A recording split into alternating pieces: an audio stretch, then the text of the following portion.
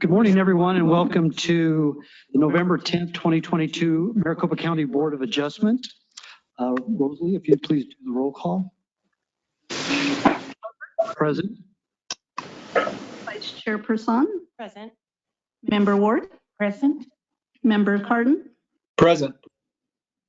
Member Schwartz. Here. Chairman, we have a quorum. Thank you very much. Move on to the announcements. This meeting has been noticed in accordance with the open meeting laws of ARS 38-431. Agendas are available within 24 hours of each meeting in the Maricopa County Planning and Development Office and are also available on the Planning and Development website 1 week prior to the hearing at www.maricopa.gov/planning. With respect to the hearing process, cases will be considered in the order they appear on the agenda unless otherwise agreed to by the board. For each case, the applicant will be given a set amount of time to present their testimony. Any witness wishing to give testimony in a particular case shall notify the board of such interest. This shall be done by filling out a speaker's card. If you're here in attendance, looks like this. Get it from Rosalie there at the end, or registering desire to comment as noted on the published agenda. Also, at the appropriate time for each case, the chair will be asking those attending in person and online who wish to speak to a case to raise their hand by clicking on the icon on the webinar screen. Staff will provide the chair with the names of persons who have registered and noted a desire to comment and those registered participants who have raised their hand. I'll call on each named participant one at a time. Such testimony shall be limited to a maximum of 3 minutes. However, the actual amount of time allowed to testify shall be at the discretion of the board chair. Chair will conduct the hybrid in-person and virtual public hearing according to the bylaws and according to the rules established by the chair regarding public comment. All votes will be done by roll call vote only, and the chair will verbally identify the specific member of the board responsible for the motion and any seconds. Move on to the minutes for September 15th, 2022. Has everybody had a chance to review, and are there any comments, changes? None. Those are considered approved. Any staff announcements on the?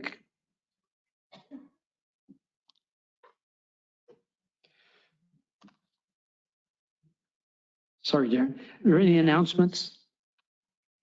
Mr. Chairman, item 7 has a request for continuance to January. Okay. So there's no action will be necessary for that to move to January.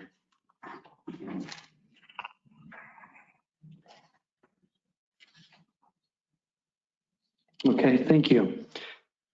All right, we'll move on to the consent agenda. Yes, Mr. Chairman, board members, there are 3 items on consent.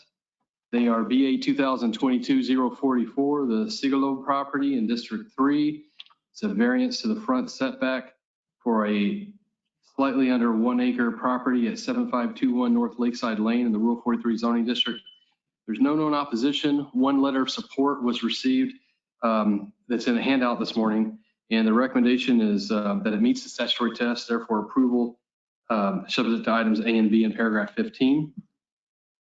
BA 2022-054 for A and B home lots B in District 4.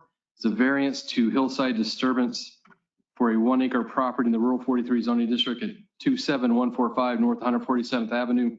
There's no known opposition. The findings, paragraph 14, are that it meets the statutory test, therefore approval subject to item A. And BA 2022-055 A and B homes lot D in District 4. This is a variance to hillside disturbance for a 1 acre property in the Rural 43 zoning district at 27153 North 147th Avenue. No known opposition. Findings are in paragraph 15 or for that it meets the statutory test for approval, subject to item A. And that concludes the consent agenda. I'm happy to answer any questions you may have. Thank you, Darren. Any questions of staff by any board member? Craig? No? All right, seeing none, is there anybody that's registered online on any of the first 3 items, 1, 2, and 3? We're not aware of anyone who wishes to speak. Thank you. We don't have any speaker request cards. Is there anyone in the audience to speak on 1, 2, or 3? All right, seeing none, entertain a motion for the consent agenda. I move we approve the consent agenda. We have a motion for approval by member Person. Is there a second? Second.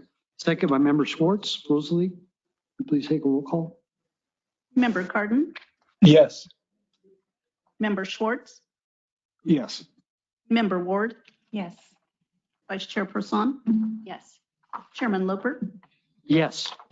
Chairman, that's an approval by a vote of 5-0. Thank you. We'll move on to the regular agenda. The first item number 4, I have to declare a conflict of interest and recuse myself from this particular item. Unless there's some change. All right, everybody shaking now. I'll hand this off to Vice Chair Person.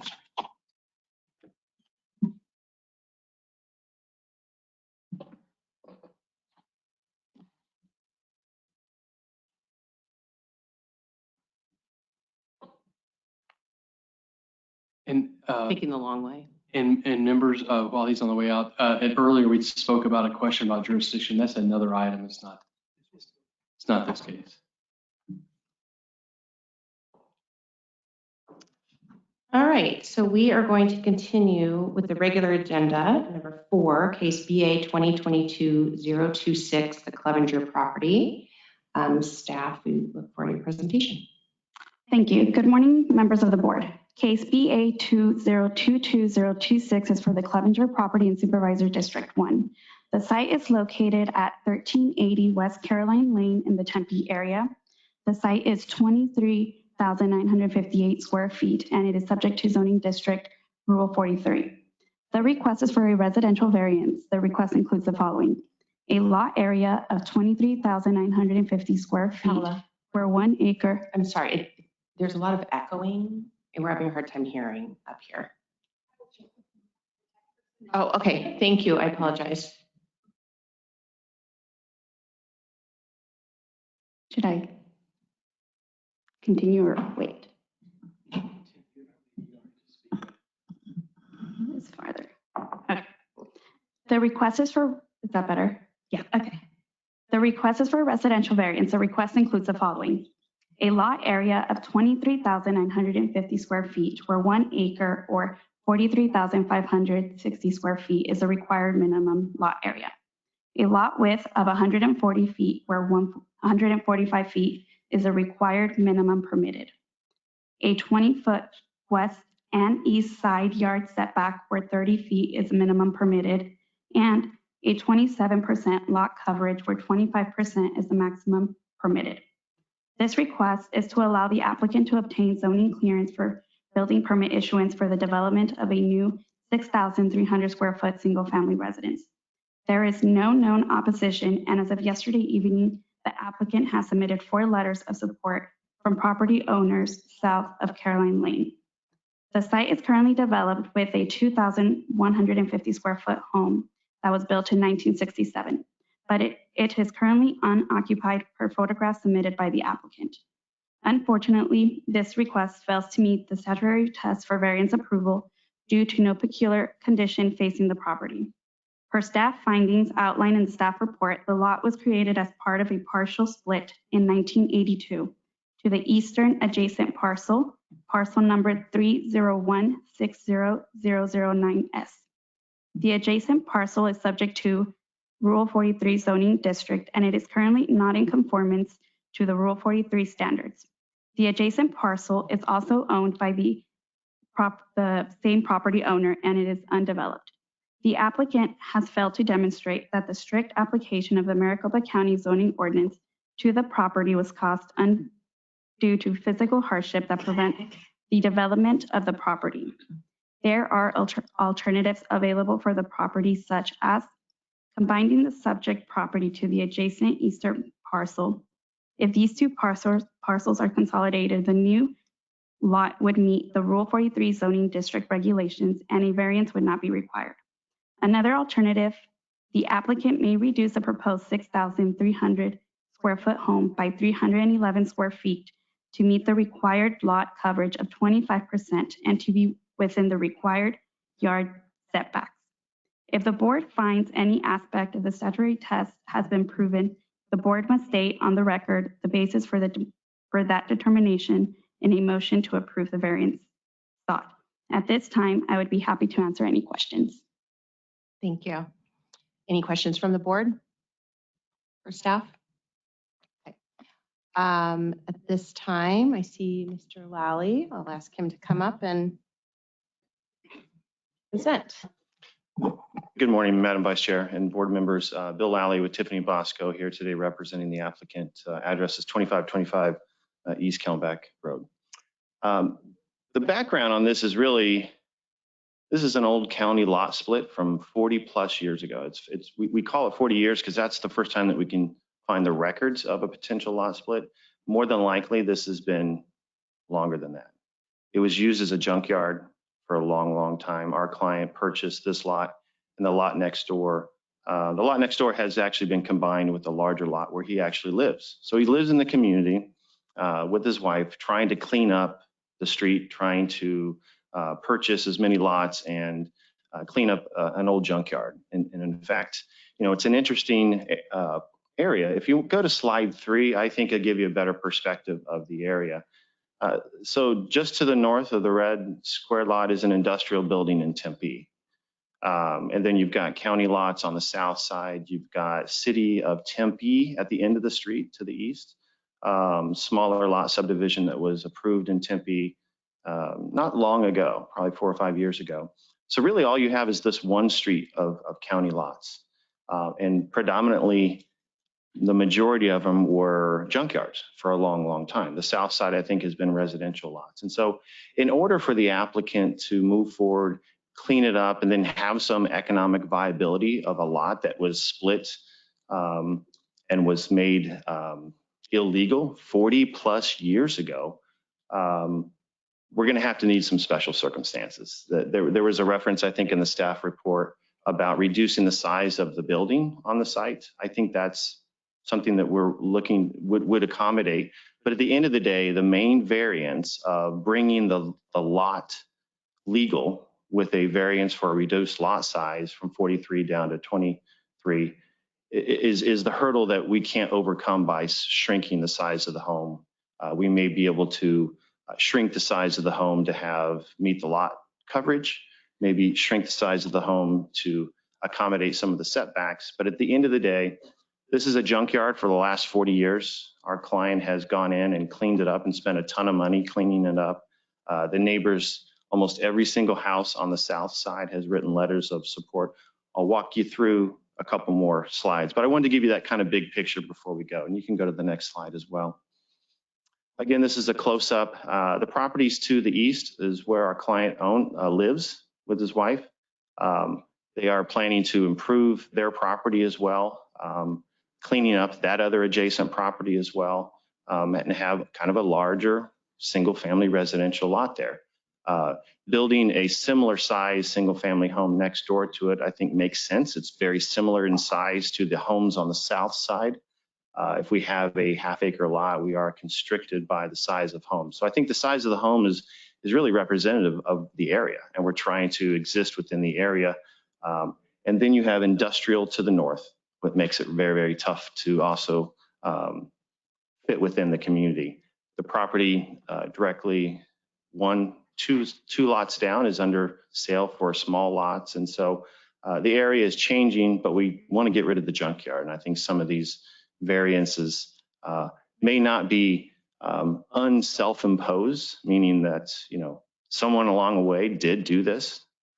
But the typical situation, I think the state law is trying to prevent self-imposed hardship, where I come in and I split it last week, and then I come in and say, oh my gosh, I have a small lot and I need some help. I need some relief. You need to help me and give me variances. I think the state law always intended to prevent that situation where an applicant clearly has a self-imposed hardship on their property.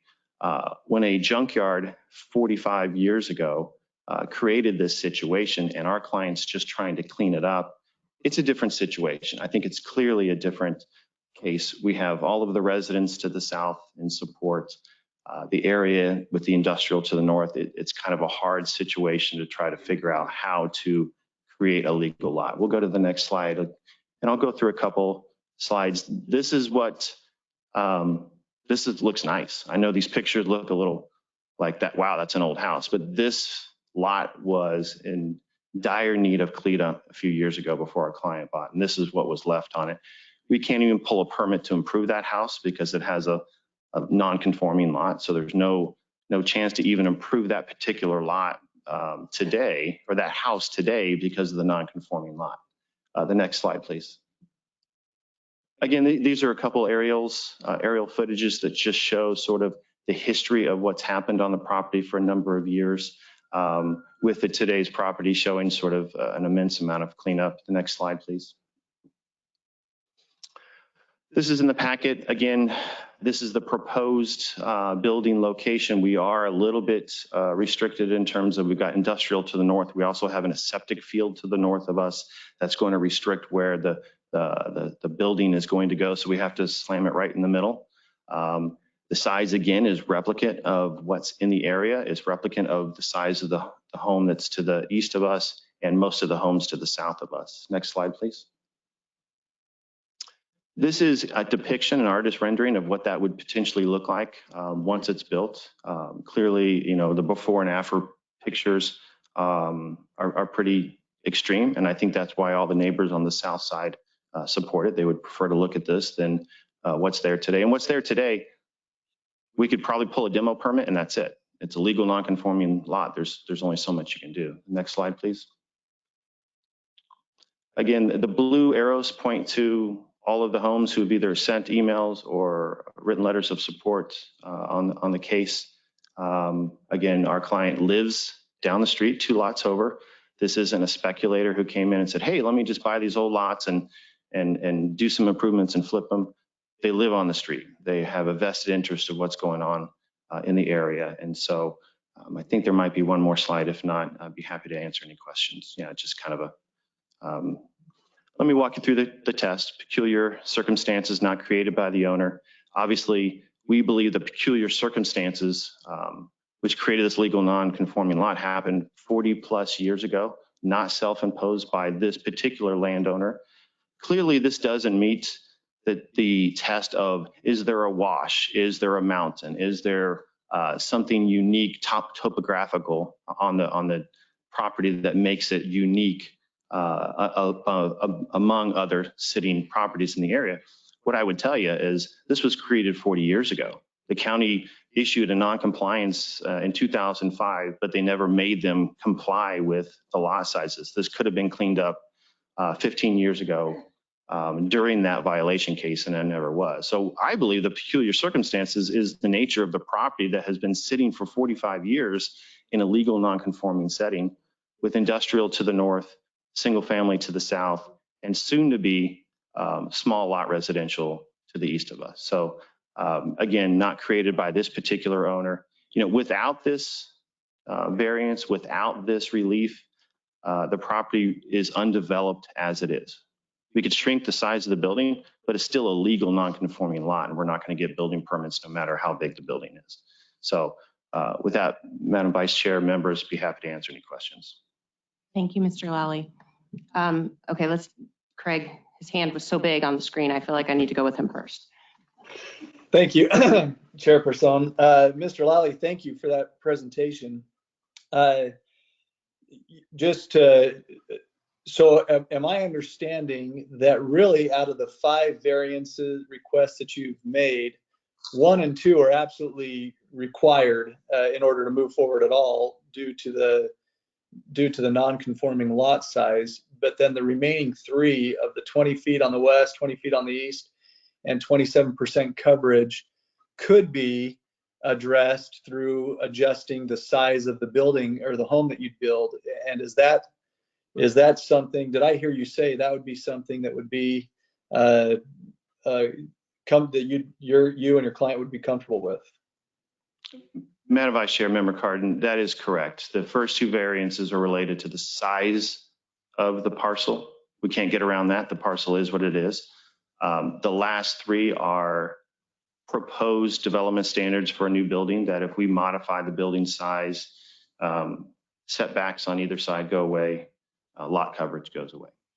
So, And thank you. Anything we should be considering as to why, other than the desired residence size, that would fall under the test of pushing us towards these last three variances that to accommodate the residence size?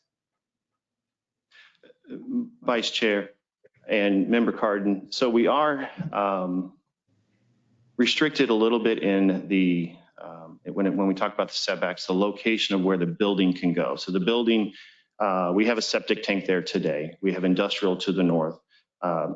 Rearranging the building into a square that would go sort of further north and meet the side yard setbacks, we are restricted by doing that with this existing size of the building because we can't get that close to the septic. And frankly, we want to be as further away from the industrial as we possibly can to the north, just because it doesn't make sense to push the building further toward the north into a use that isn't compatible. But if we didn't have a septic field there, we could rearrange the size of the building.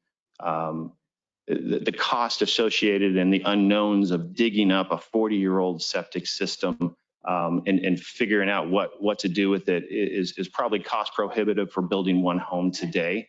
And so the size and location and setbacks of the building really are driven by the characteristics of the site today, with the industrial to the north and the septic field to the north of us.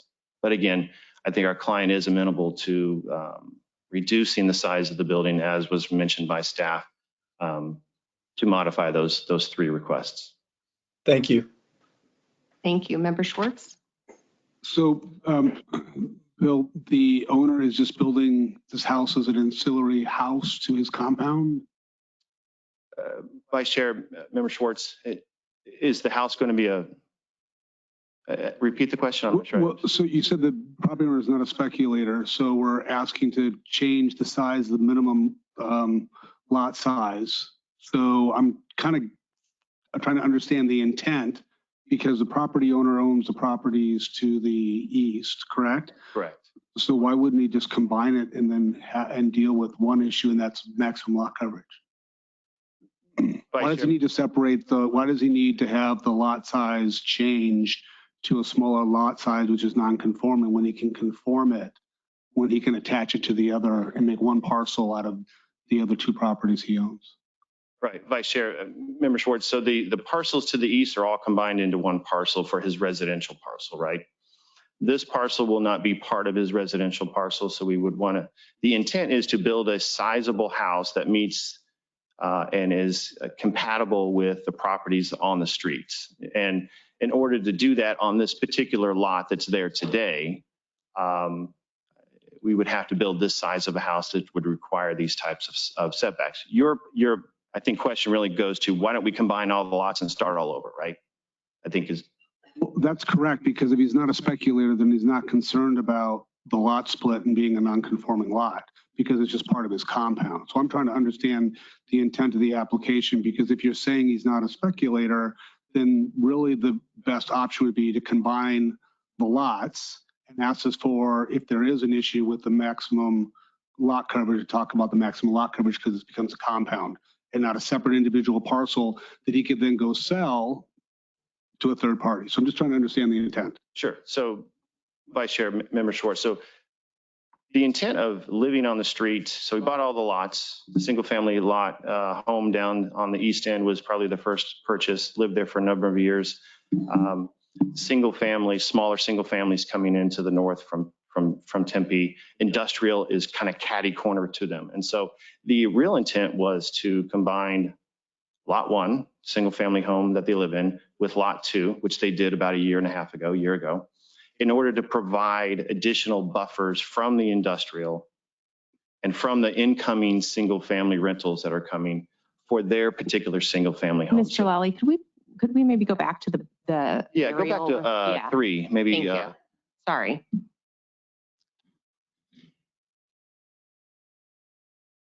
There we go. So the two lots that have sort of the blue arrows pointing to them is one lot today. It was a 1 acre lot, and then it was combined with a half acre lot, which was a non-conforming lot as well. So they fixed the non-conformity of the middle lot by combining it with the larger lot in order to help provide additional buffer to their single family home from basically the industrial to the north, and for the incoming residential from Tempe that's coming on the other part of the north. So adjacent to that parking lot to the east, there's an application pending in the city of Tempe for smaller single family rentals that would then be right up against his property line. So having a little bit more space for his single family lot allows him to reconfigure his primary residence and add in buffers for himself to, let's call it, incompatible uses that exist and or are coming. So then that leaves that third parcel sort of still non-conforming that he doesn't need to combine with his parcel to provide these buffers, would build a building similar in size to what you see to the south to be compatible with the neighborhood, but again, only can do it with a variance for a lot size.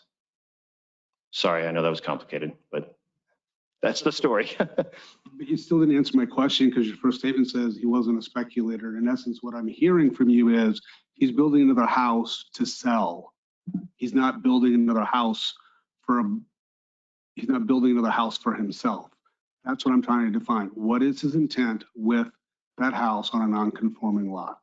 Well, I would argue whether he's a speculator or he's going to live in and move into it. I don't know that that really goes to the variance test, but what I'll tell you, he will stay on the property, on the street, and he will have a vested interest of what that house looks like, who buys it, who lives in it, what the use is.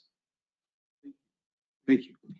I have a question, Mr. Lally. So the three lots, the red one, that's the subject, right? The middle one that I think is the junkyard. Correct. And the one on the right, and the junkyard and the existing home are what have been combined. Correct. Right.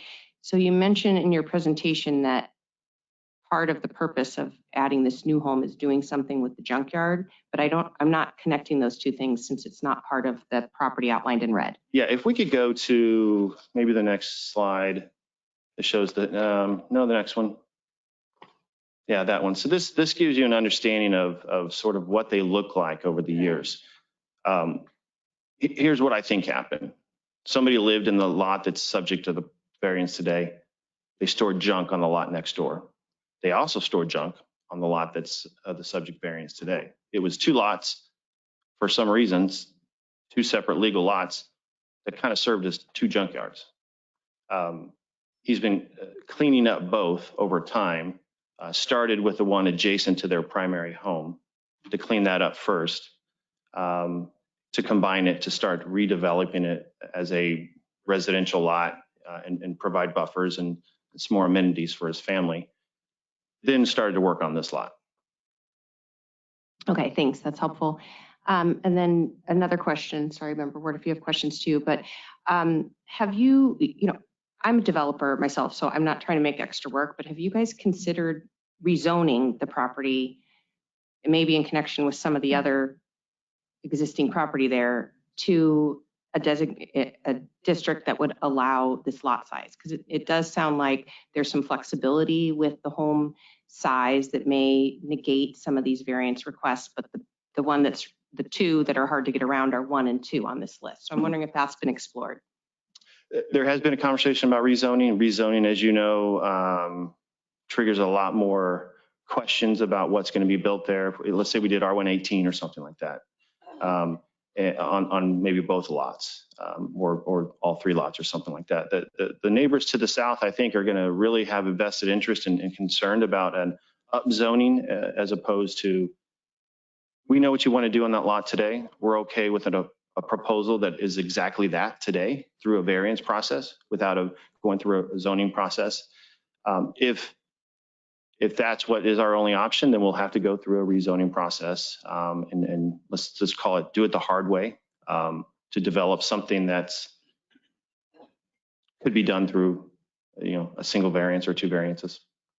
Okay, thanks. And yeah, I mean, I respect that. It it is more work, but I'm just, struggling on this where I think that is the option that, gets rid of this, where I'm not necessarily seeing a true peculiar condition. Member Ward, do you have any questions? Yes, but I don't know if you can answer. I appreciate what you guys are trying to go with your Sorry.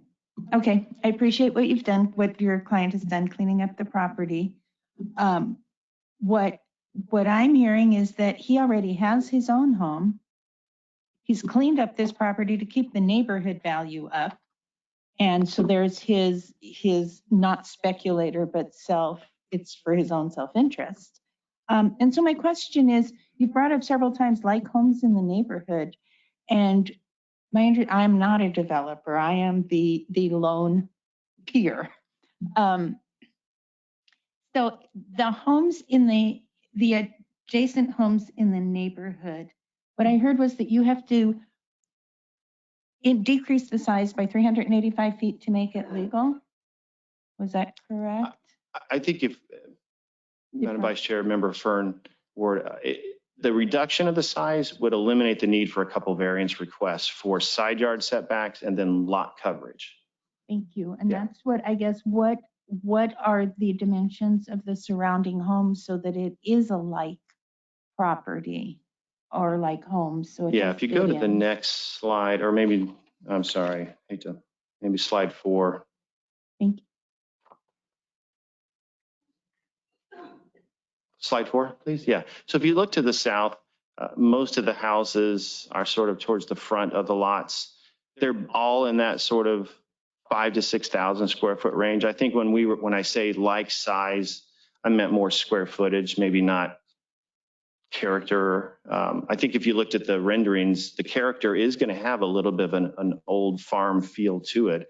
And so it actually is going to kind of look like some of the other lots, the older homes on the south side. So I think those requests were reflective of the size of a building that's similar to some of the size of the homes on the south side on the larger lots, that obviously they didn't need relief to build a larger home. They have larger lots. Did that answer, I hope? Okay, thank you. Thank you. Any other questions for Mr. Lally? Okay, then I think Darren would like to add something. Madam Chair, members of the board, just a clarification. I don't have a question, but I think the term legal nonconforming has been used. Staff has not documented a legal nonconforming area or width. If that were the case, it would be noted on the chart in the staff report, and a variance would not be required. That's why the applicant's requesting the variance for area and width as well. If this was a legal nonconforming lot area, that could be considered a peculiar condition facing the property that may warrant lesser setbacks. That's the reason for the staff recommendation for denial. It's unified ownership with this and the parcel of these, and our analysis was it could be combined and you could have one conforming lot. But if I understand you correctly, you're saying that if it were to be designated as a legal nonconforming lot, that opens up some more flexibility? Then there would not be a need to be requesting a variance for minimum lot area and minimum lot width. And that may be a grounds for you to consider peculiar condition facing the property when faced with the application of the zoning ordinance standard that warrants lesser side setbacks. I don't want to muddy waters. I'm just saying we have not determined there is a legal nonconforming lot area and lot width for this subject lot today. Madam Vice Chair, that's my fault. I meant I should have been saying non-conforming lot the entire time instead of a legal non-conforming lot. We did evaluate whether a non-conforming, because it had been there forever. We're like, well, how could this not be okay? There was a violation case in 05. They looked at it and didn't tell them to tear it down or change the lot. They just said clean up the junk. Our assumption was that there were some legal non-conformities in the history. We looked, we couldn't find it. So again, my fault for calling it a technical term of legal non-conforming. It is a non-conforming illegal lot today. Okay, so thank you. Darren, I don't know if this is in our purview or not, but is that an option to make that designation? I've never gone through that, so I just don't know how it works. Madam Chair, members of the board, no, we would have to document that the lot existed prior to 1969 for the lot area and lot width to be considered non-conforming. That Okay, would be the adoption of the zoning ordinance and the zoning district. thanks for clarifying.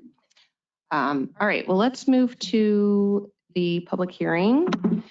Are there any people in person here today or registered online that wish to speak? Seeing no hands here. Anyone that you? We're not aware of anyone online. Okey doke.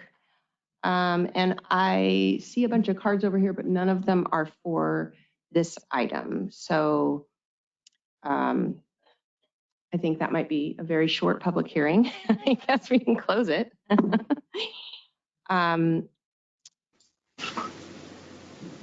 We'll have some discussion. Members of the board, what would you like to share? We'll start with Member Cardin.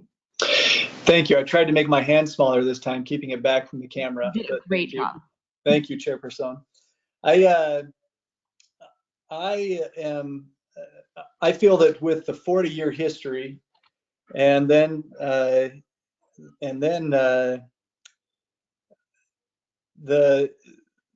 frankly the great service they've done to the neighborhood, which helps. And these are just helpful things, these last few things, and the support that they have from the neighbors, as well as we're just kind of focused on one property here. And so I can appreciate the request for a variance. I'm inclined to make a motion to approve variance request number 1 and 2 of BA 2022026. I do struggle with requests 3, 4, and 5. And would include in that motion to deny those. Now, in doing that, we haven't done that very often where we've kind of divided. So I want to confirm with staff that if that was the motion I was to make, that's indeed a motion I can make. Madam Chair, members of the board, yes, you can do a split motion. You need to, in the motion, just indicate your findings for the motion. Okay. Thank you, Member Cardin. So we have a motion. Is there any discussion? You need a second first. Oh. Second. Okay. Member Ward seconds. Yeah, so I'm inclined not to favor this and actually would ask for a motion to deny. And here's the reason why. There are no peculiar conditions. I understand we want to clean up the lot. There are other options. We can adjoin the lot, okay, or we can rezone the lot. I don't think it's a matter for us to pick and choose whether it's the easy way or the hard way, rather what is the right way.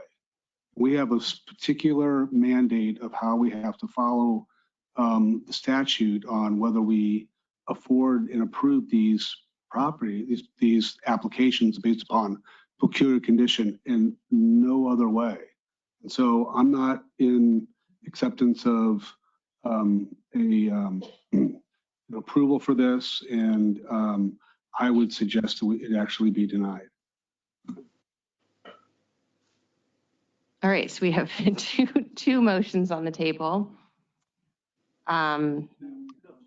It's just We only have one motion. Okay. Well, is there any other discussion? I have similar feelings as Member Schwartz. I'm pleased with the fact that there's some flexibility on these 3 items. And like I said, I hate making more work when there is some benefit to the neighborhood, but what we're being asked to approve, I don't feel that it meets the test. So that's kind of where I stand on that, but I guess we can take a vote based on the motion currently on the table then.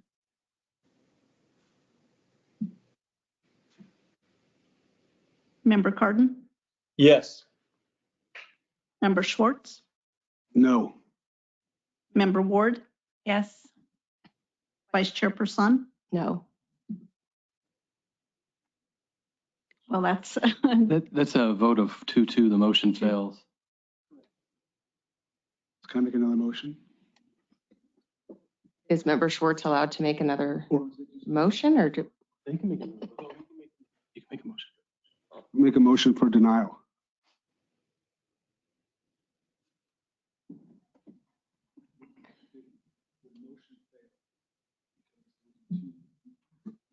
the motion failed because there was 2 people in favor of the motion, 2 people against the motion. Okay, so there's a new motion for denial because we just can't leave it hanging there because no decision was made, correct? In that sense.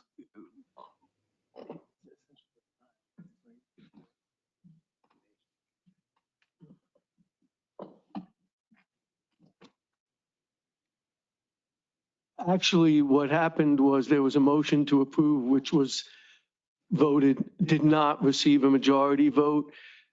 They are requesting a variance. You have not granted the variance. So technically, that's where you are. As someone who's concerned about the record, I would much prefer that there be a motion that does get a majority at some point, but that's up to the board. Well, we can take your other motion. I just feel like we're going to get in the same spot. So we don't know. So yeah, I would second Member Schwartz's motion and let's take a vote for that. So to clarify, this is a motion to deny case BA 2022-026. Member Cardin, No. Member Schwartz, Yes. Vice Chair Person, Yes. Member Ward. No. That motion fails 2-2.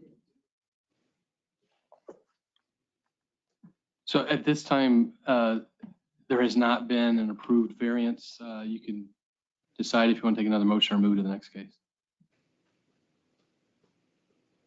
I don't feel like there's anything to be gained by doing another motion other than spending more of everyone's time, but I'm open to ideas. Member Cardin. Thank you, Chairperson. I have no other ideas. Sorry. No other ideas. Okay. All right. I think in this case, we need to move on. And, you know, if there is another opportunity in the future when they've looked at some of these other options that needs to come back before here, or maybe it goes another route through the rezoning process. So I think that we can have Chairman Loper rejoin our meeting now, if anyone is able to find him. He appears to have left his phone here, so who knows where he went off to.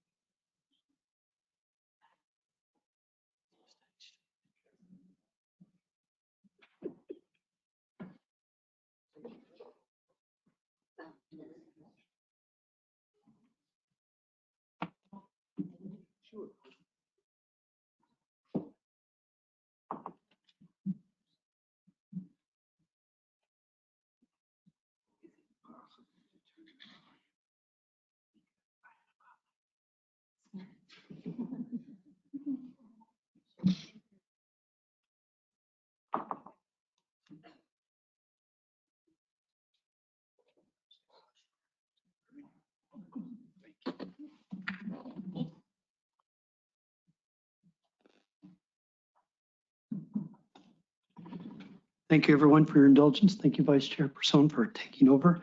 We'll move to the next item on the agenda, which is number 5, BA 2022-043, the Schmidt property in District 3. Thank you, Chairman and members of the board. Thank you, Chairman and members of the board. Case BA 2022-043 is for the Schmidt property in Supervisor District 3. The site is located at 36825 North 17th Avenue in the New River area. The site is 55,660 square feet, and it is subject to the Rule 43 zoning district. The request is a residential variance for a 10-foot front setback where 40 feet is the minimum permitted.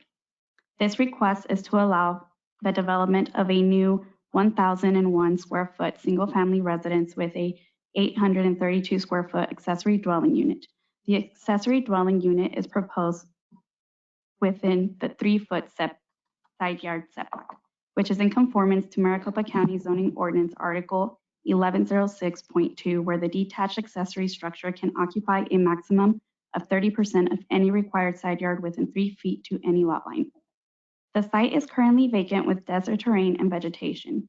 A wash runs through the southern portion of the property. The surrounding parcels are either vacant or developed as a single-family residence with rural elements. Approximately 47,782 square feet of the property is within a floodplain, and the first 30 feet of the western portion of the property is a dedicated access easement. The remaining 3,760 square feet of the property can be developed without disturbing the floodplain. The applicant is requesting a reduction of the required 40-foot front yard setback to 10 feet to avoid building within the erosion setback that is required by FEMA, to avoid disturbing the floodplain, and to preserve neighbors' views. Staff has received 2 letters of opposition from nearby neighbors. The opposition's letters cite concerns with the proposed development having an impact with the flow of rainwater, as the area experiences heavy flooding. Pictures were provided by one of the nearby neighbors from flooding that occurred in the area in 2021. Based upon the applicant submitted material and staff analysis, staff finds that the request meets the statutory test for a variance approval. The applicant has demonstrated the peculiar condition and undue physical hardship exists that prevents the development of the property, as there is sufficient space to allow for the development of a 1,001 square foot single-family residence with an accessory dwelling unit without disturbance to the floodplain, unlike many adjacent parcels that had to develop within the floodplain. The applicant has also demonstrated the physical hardship is not self-created in the line of title that the wash, floodplain, and access easement were present prior to ownership of the property and are unable to be abandoned or relocated. Staff recommends approval of this variance request. The condition of approval is outlined in the staff report as condition A. At this time, I am open to answer any questions. Thank you. Thank you very much. Great presentation. Questions of staff by the board? Member Schwartz. Pronounce your name for me so I always get it right. Paula. Paula. Thanks, Paula. So does the property owner have the option to go through a floodplain revision that would allow the property to be raised out of the floodplain so he could build it? Mr. Chairman, Member Schwartz, if he's in a property in the floodplain can be developed if they're not in the floodway. They had to raise, that's part of the regulation, they got to raise above inundation level, a certain amount above inundation level. There's also a process where you can revise delineated floodplain. That's a very complex process for a single lot. It's often done with subdivision development. And it's called a letter of map revision, but that would not be an issue for a single lot. So my understanding is that other than a variance, there is another option, although it's not the most desirable option, to go through the Lomar-Clomar process. Mr. Chairman, Member Schwartz, correct. What's before us today is a desire not to be in the floodplain and using that as a peculiar condition facing the property to push them further to the east. The west and the south. Understood. Thank you. Go right ahead, Wayne.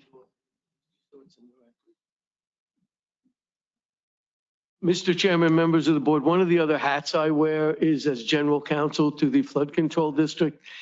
Darren's correct. You really can't get a Clomar or a Lomar for a single lot. You have to delineate the whole floodplain. So the requirement usually involves like 50 acres involving the flow.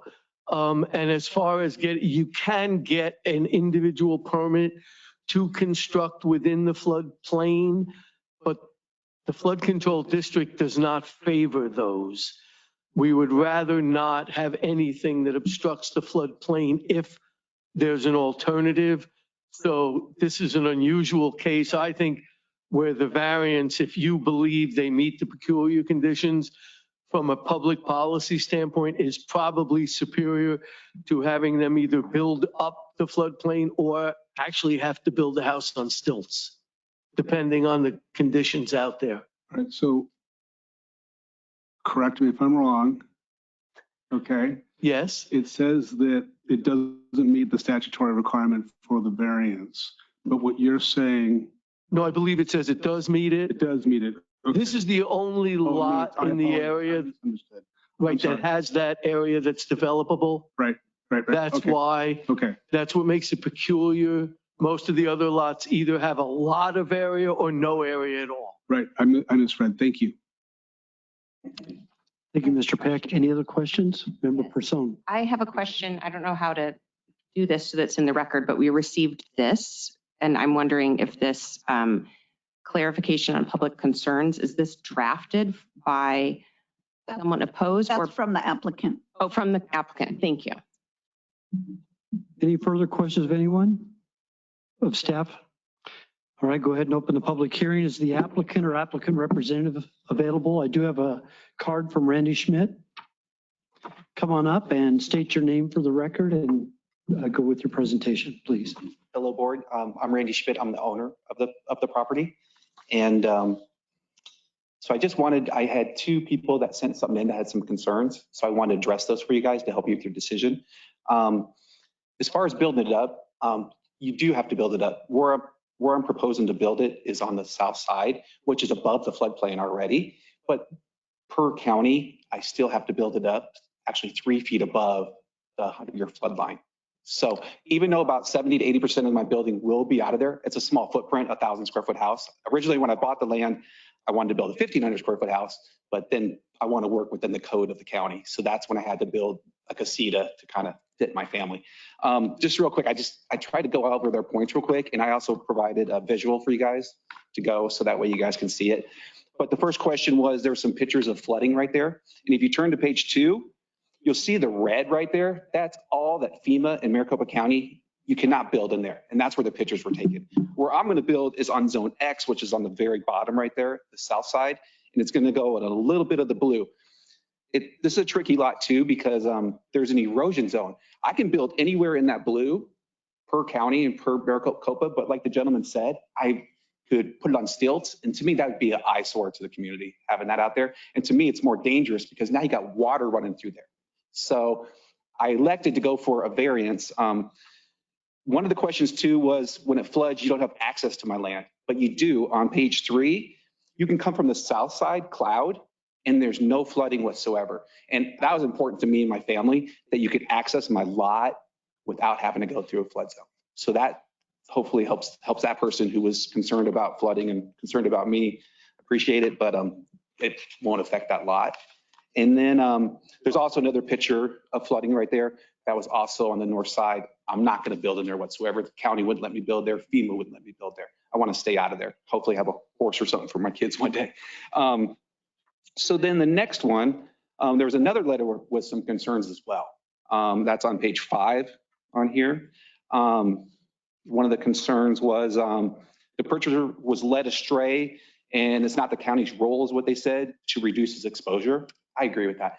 I could build with or without the variance. The problem is I'd have to build in the erosion zone, which I don't want to do. I want to completely stay out of the erosion zone. I want to keep my footprint small, make it look like a barn. I want to be a good steward of the land. I want to fit in with the community. And so that's why I proposed to do this. On page 6, this was the survey that was done from Graham. It's a big survey company out there, very respectable. If you look on there, I have on the left-hand side, the surveyor put it was a 40-foot setback. And when I looked at and did my due diligence with the county, that's what the front yard setback is, 40 feet. So when I presented my plan to the county, the first thing the gentleman said was, hey, you got to be 40 foot from the easement. And there's the 30-foot easement is also there, but the engineer didn't state that on that survey. So that's why originally when I came in, hey, I'm going to build 40 feet. I made my house fit within that 40 feet. And then I found out, hey, you can't do that. But the county has been very helpful. They gave me different ways. They gave me stilts, like what this gentleman said. They talked about building it up, which that's what I'm going to do. Not build up the whole area to rechange the flood zone, but you can build it up. Almost all my neighbors, probably 80%, are built up. I live in Anthem down in a developed community, and they even built up my house. I didn't realize that until I'm learning a lot more about flooding than I ever thought I would in my life. Page 7, that's just my site plan. So you can see, I don't know if you can, on the bottom, that's my footprint for my house and my casita. Very small. My neighbor to the south of me, his house is 300 feet above, and the stables that he has is right there. So I guess I benefit from having horses without having to pay for the horses right there. And then page 8, that's where that can really answer your question, sir, is that the big area on page 8 is all buildable. It's 4,600 square feet. The county, FEMA will let me build in that area without getting a variance. It has to pass Maricopa County flooding and everything. No matter what I do, Maricopa County has to approve my lot. But I just showed you the little sliver right there. That's the 30 feet that I'm asking for. So I can stay out of that floodplain, so I can stay out of that erosion zone. So on page on 9, here's the stilt picture. I wish I would have put it on here so you guys can see it. There's the stilts, and to me that stands out. And then on page 10, what I want to show you is this is my street right here, 17th Avenue. And on the bottom, my neighbor's already had a variance. It's that 30-foot setback. He's at 50 feet right there. So he's already had a 10-foot variance that's adjacent to me. The other house, for your side yards in R43, it's a 30-foot side yard setback. So I have a 40, a 30, and a 50. My house, what I'm proposing, is going to be 40 feet. It fits right in aesthetically with everyone else in the neighborhood. And the good thing about it is both complaints that came in, no one complained about my 40-foot setback that I'm seeking. They just brought up concerns about flooding. And now that's why I wanted to answer those for you guys. That's the reason why I got any feedback whatsoever. And then on page 11, it just shows you where the BFE, which I learned what that was, the floodplain, it's at 1789. My houses aren't even in it now if I built it right there. Now the county's asking me to raise it up 3 feet above that to help me right there. And then on the very last page, not only did my engineer and grading and draining do this, but we sent to the county to make sure, what is the RFE? What is the BFE? And so the county has already delineated the floodplain from the beginning of the creek to the end of the creek. So we're out of that. So I hope that helps you guys feel better about my requests. Maybe you guys have any questions for me or? Thank you. A great presentation, very thorough. Any questions of the applicant? No? All right. Thank you. Stay close. We may have some questions for you. I don't have any other speaker cards on agenda item number 5. Is there anyone in the audience who wishes to speak on this? Is there anyone online who's raised their hand or indicated a desire to speak? Yes, we have Paul Serbic, who wishes to speak in opposition. Okay, go ahead. If you could please provide your name for the record and go forward with your comments. Sure. Can you hear me okay? Yes. Yes, my name is Paul Serbic, and just a point of clarification, we are not in opposition, but felt that as good neighbors, we wanted to make sure that the people that plan to build a residence there are aware of what happens when there's heavy rainfall. Before we bought our property, we came out here during the rain to see what we would experience at our residence. And so we just wanted to be good neighbors and let them know with pictures of what we witnessed, not once, but twice. I don't know if it was more than twice, but the 17th Avenue floods. The wash there is a makeshift bridge put in there years ago, unengineered, it wasn't approved by the county since we're all in an unincorporated area. It just resides there. It is very, very small. And we witnessed residents to the east of the proposed site lose their wall last year from the rain water coming down. As more houses seem to be being built out here, the water has nowhere to go. And this wash that the water is heading to just doesn't seem to fit the needs anymore. But just another, again, point of clarification, we're not in opposition, but we want to be good neighbors and stewards of the land and let people know before they do something that, hey, this is what we've seen. I just wanted you to be aware of that. Thank you, Mr. Serbic. Are there any questions of the speaker? Nothing from Mr. Cardin. All right. Applicant, please Do you want to respond to that at all? If you could keep it quick? Can I just say one other thing that I really forgot about is that, yes, it is buildable the way it is, but I would have to build a two-story, which I don't want to do. That's irrelevant to me. But if I do build a two-story, that will impede my neighbor's view that are right above me. They have a good view of the mesa, and I've already talked to them and showed them that. So by allowing that 40 feet, that 30 more feet, I can build a single story and it won't block their view. So I think that's important for my neighbor, and I'm sorry I forgot that. So thank you. Thank you. No one else online that wishes to speak on this item? There are no other speakers that we're aware of. Thank you. No one else? Go ahead and close the public hearing and turn it over to the board for discussion and or a possible motion. This is in District 3. I will make a motion to approve case BA 2022-043, subject to the staff report. We have a motion for approval by member Person. Is there a second? Second. We have a second by member Ward. Rosalie, would you please take a roll call vote? Member Cardin, Yes. Member Schwartz, Yes. Member Ward, Yes. Vice Chair Person, Yes. Chairman Loper. Yes. Chairman, that's an approval by a vote of 5-0. Congratulations. We'll move on to agenda item number 6, BA 2022-045. I'm going to screw this up, but the Dobus property in District 3. Turn it over to staff. Mr. Chairman, board members, BA 2022-045, the Doe properties in District 3. It's variances to the north side yard setback and south side yard setback, as well as hillside disturbance on an 1.5 acre approximate property at 33611 North Central Avenue in the Rural 43 zoning district. There's no known opposition. The proposal is for an 8,412 square foot single family residence with on-site septic system. The findings per paragraph 15 are that it fails to meet the statutory test as there are alternatives available, such as a reduced footprint or a reoriented or re-angled proposal so that it meets setbacks and keeps the septic system within the building envelope. However, it's important to note the lot is entirely hillside. There's a wash that traverses the east that arguably pushes development to the west. And at this size of a footprint, it squeezes the development towards the north and south lot lines because the on-site septic system has to be in the front of the house in order to stay separated from the wash. Therefore, should you find that warrant for the variance, please make that finding in your motion or other findings in your motion, and staff would suggest items A through C in paragraph 16. That concludes my presentation. I'm happy to try and answer your questions.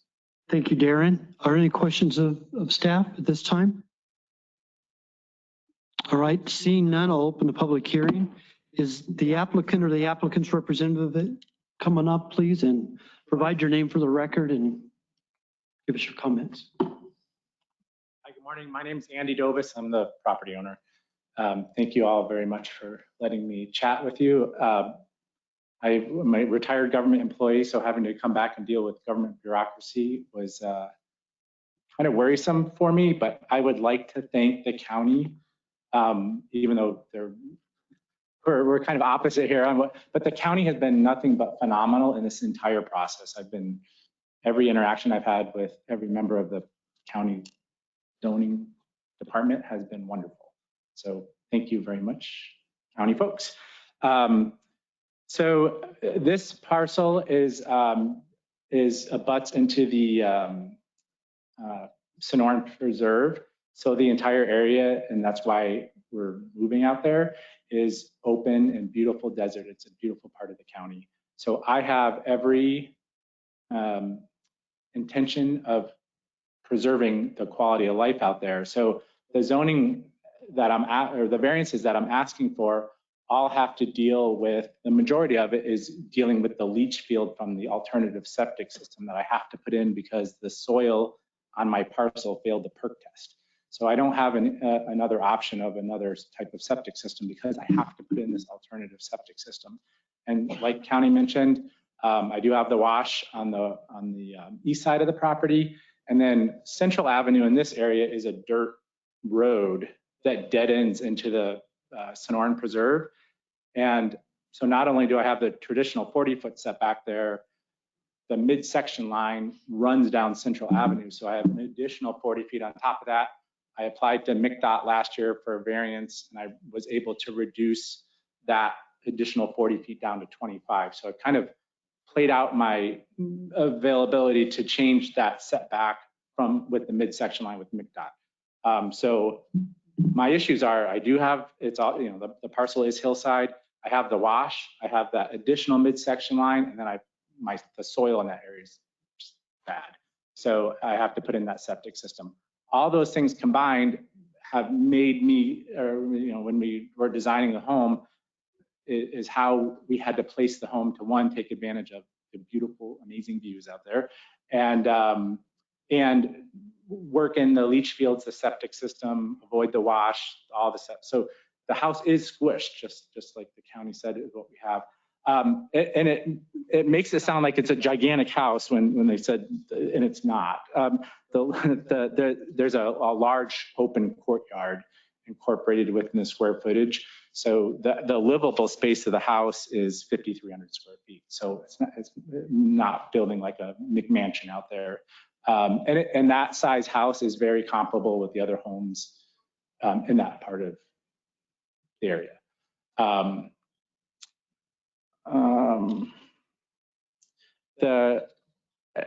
When I was going through the county ordinances, I liked 1201.1 where it says maintain the character, identity, and image of the hillside areas, encourage the preservation of natural topographic features, and to minimize the scarring of hillside construction. And then for the Board of Adjustment under section 303.2.2, it says allow a variance. If granting such a variance, the general intent and purpose of the zoning ordinance will be preserved. So my understanding of the zoning ordinances for a hillside parcel is to keep the open space, to not scar the hill so everybody's looking at ugly, condensed housing. And all the issues that I'm requesting for in this variance, the majority of them are going to be buried. Like the leach field is going to be buried. And then I'll regrade over where I have to bury the leach field. It'll be regraded back to natural grade, and then I'll revegetate it to the vegetation that's on site. And that area is in my front yard. Like the master bedroom's going to look over it. I'm going to drive up out on the driveway every day. So it's in my best interest not to have an eyesore that I have to look at every day, when the whole reason we're moving out there is because of the natural beauty of the land. A couple of the other parts of the variance, there's some retaining walls. We're making them gabion retaining walls, and we're going to use stone from the parcel to fill in the gabion walls so we can maintain the natural look of the property. So we're all for the intent of the zoning laws, and everything we've done, in my opinion, supports the zoning guidance and the intent of the zoning laws. So without going on and on, I could sit here and talk for the next hour, but we've got a whole bunch of the people you need to talk to. I'll stop there and answer any questions that come up. But thank you for letting me speak. Thank you very much. A very thorough presentation. Any questions for the applicant? Go ahead, Member Schwartz. Thank you for coming. What part of government did you work in? State. Okay, good. Well, thanks for your service. So how big a house are you building, and is it a 2-story or single story? It's single story. So the livable area is 5,300 square feet. And then there's a 1,800 or just shy of 1,900 foot courtyard that is with the home and then the garage. Have you thought about going to a second level so you didn't have a variance request? So a single family residence is what we wanted in that area, just because mobility issues going up and downstairs. I wanted to stick with a single level residence. And also, I know on a hillside parcel, there's some issues with the height of like how much we can build. And I'm sorry, I don't know the zoning ordinances off the top of my head, but I thought there was some issue with the height, the total height of the property as well. Well, yeah, typically you're measuring height from natural grade. So there's requirements, but usually your architects can figure out if you need to drop the house or lower the house to get the height that you need. But I just wanted to see if you had explored doing a 2-story home so you didn't have to come in for a variance request. Right. No, because we wanted a single-story residence for mobility issues. You know, stairs and all the issues that stairs brings. I was trying to avoid that. We had looked at reducing, you know, I looked at what the county mentioned as possible alternatives to fixing this. When we ran the numbers, we were going to have to reduce the size of the house by about 40% to get the leach field within the setbacks. So that's about a 2,300 square foot reduction in the size of the house. It's a lot smaller than the house. So it would make it smaller than the house I currently live in. And it's not comparable with the other homes in that general area. The county also mentioned like changing the orientation of the house. Just by looking at the plan, you can see by tilting the house a little bit, it then screws up all the views that we would have, which is like the views off to the southwest. But it also, we're still left with needing variances because of the leach field, because of the alternative septic system. So we're still left with those variance needs. So I will just tell you, just because I'm just blunt at times, I've developed majority of properties I developed during my career were all in hillside, and they created great opportunities because when you buy a lot in the hillside, you shouldn't plan to have a single level house just because of the nature of the hillside, the requirements. And so I would, would strongly suggest you look at other options because I think that there's better outcomes for you with a multi-level house in a hillside than trying to flatten out a lot so you can have a single level home. Hillside lots were not made to be single level homes, to have single level homes on them, just in my personal opinion. Member Person? I have a question for staff.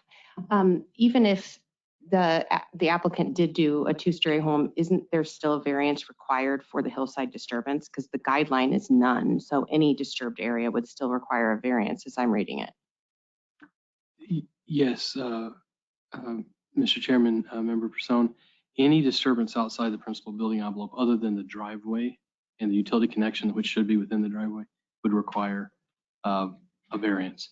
And what I'm hearing is even if he mitigated the side setback variances, he's likely still going to have the encroachment outside the building envelope variance because of the septic issue. Okay, thank you. Any other board member have a question of the applicant?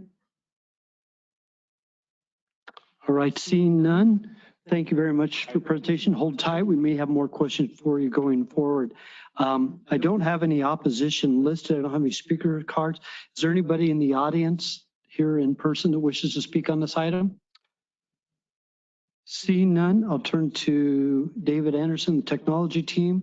If there's anybody registered, I'm seeing no. Yeah, we don't have any speakers online. All right, I'll go ahead and close the public hearing. Open it up to discussion and possible motion. This is in District 3, if I remember correctly.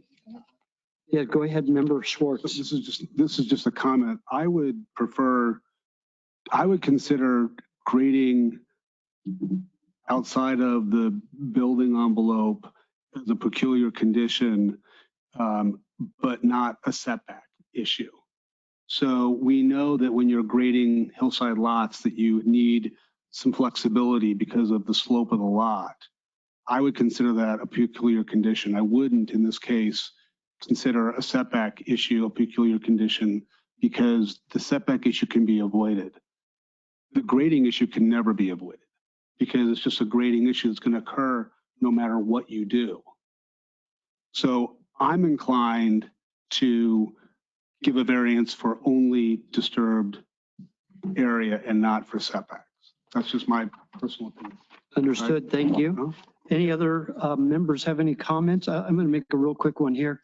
I actually appreciate the hardships presented on this property by the applicant. Septic system is a fact of having a residence. You've got to account for the system and the leach field. And when you have the alternative systems, that sometimes changes things. And personally, I also understand the desire for a single-story home. Well, I agree with Member Schwartz about hillside doesn't really always work for single-story home. I could tell you from my own personal experience, bless you, Member Cardin, that that when I was younger and I had a two-story home, I loved it. But as I'm not younger anymore, not having to go upstairs is, as you get older, it's not as good for a variety of reasons. So I'm supportive of it. But any other comments, questions? Member Person. Yeah, I understand there are a lot of peculiar conditions here. It's funny, my daughter actually thinks that we should have a two-story home and that all the rich people have two-story homes. So apparently I'm sucking at parenthood. But I would make a motion that we approve case BA 2022-045, subject to the language in the staff report. We have a motion for approval by Member Person. Is there a second? Second. Second by Member Ward. Rosalie, would you please do a roll call vote? Member Cardin? Yes. Member Schwartz? No. Member Ward? Yes. Vice Chairperson? Yes. Chairman Loper? Yes. Chairman, that's an approval by a vote of 4-1. Thank you. Congratulations. Best of luck to you too. Item number 7 was continued. And so move on to item number 8, BA 2022-049, the C.W. Clark Living Trust property, which is in District 4. Turn it over to staff. Joel. Thank you, Chairman Loper and members of the board. Agenda item number 8 is for subject case BA 2022-049, which is a variance request for an R118 RUPD zone property located at 12828 West Georgia Avenue in the Litchfield Vista Views 3B subdivision in the Litchfield Park area in Supervisor District 4. Approving this request would have the effect of allowing for a 15-foot street side setback where 20 feet is the minimum permitted and a maximum lot coverage of 27% where 25% is maximum permitted for the RUPD overlay standards of the subdivision to allow for the construction of a 1,077 square foot addition to the primary structure as well as a detached 320 square foot workshop. Next slide, please. The subject lot was created as part of the subdivision plat for Litchfield Vista Views in 1999, and the current owner has been in possession of the property since then. The lot is a corner lot located at the intersections of 129th Avenue and West Georgia Avenue, with the south being considered the front for zoning purposes. Next slide, please. The lot is of the standard size and configuration for the subdivision and is not encumbered by hillside or flood conditions. The lot has been fully developed by the owner since taking possession of the property, including the existing home and pool. There's an existing septic system on the northeast of the parcel, which prevents development towards that section of the lot. Next slide, please.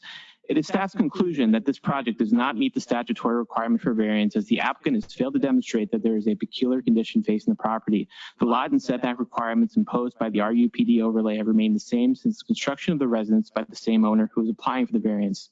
Additionally, there are alternatives available to the owner, such as redesigning the additions to meet the existing lot requirements. However, if the board finds the applicant has proven entitlement to the variance, then the board must state on the record the basis for that determination with findings and conclusion in a motion to grant relief sought. At this time, I'm happy to answer any questions. Thank you, Joel. Great presentation. Are there any questions of staff at this time? Member Person. Joel, would you mind going back to the site plan slide or the aerial? Yes. So you mentioned, the septic system. So that's, it's hard to see on here, but that's on the other side of the lot from where they're putting these improvements. So they're saying they can't put the improved or the addition over there. Yes, Chairman Loper, Vice Chairperson, that's correct. Thanks. Any other questions of staff by any board member? Seeing none, I'll open the public hearing. Is the applicant or applicant's representative here in attendance today? Wish to speak? Yes, this is Mark Burton. I'm the representative for the client, for the owner. Go right ahead. All right. Yes, so a couple things, just kind of based on what we've researched.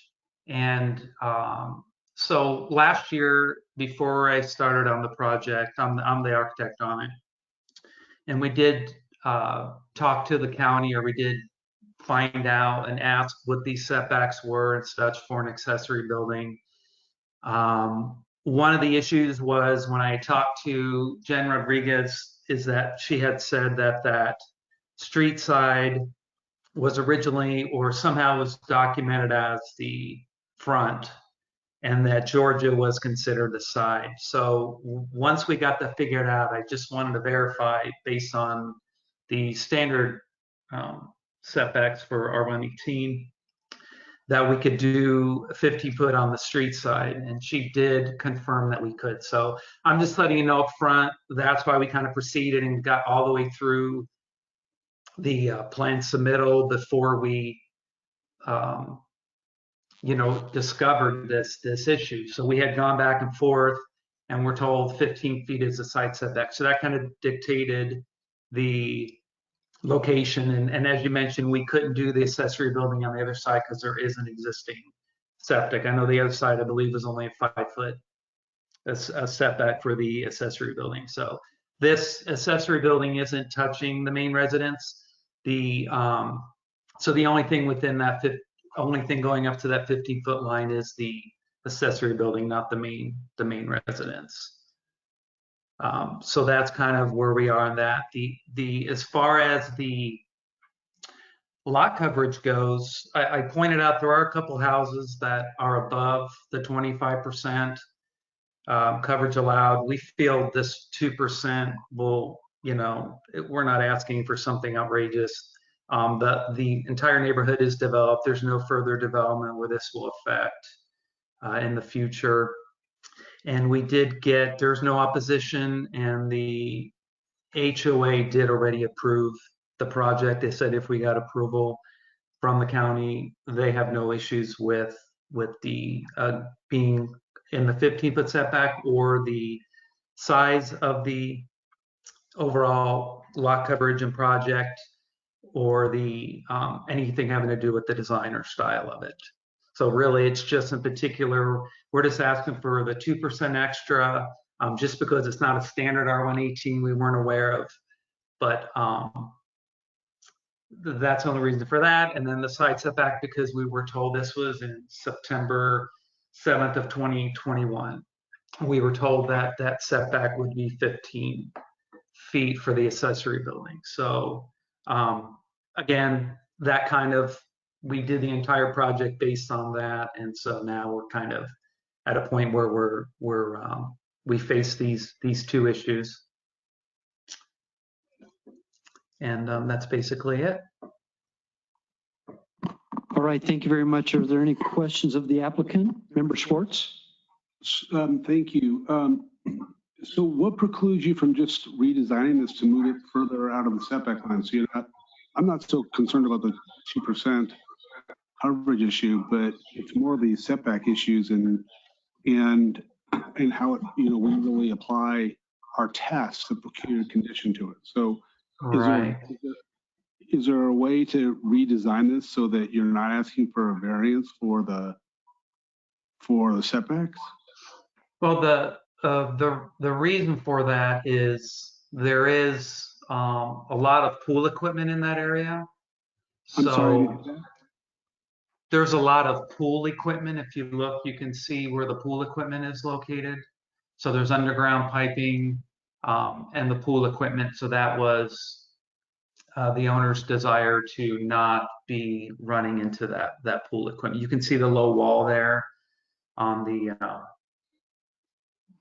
but that's the not left a peculiar condition, correct? That could be modified, correct? Yes, it's a cost issue, but technically it could be moved.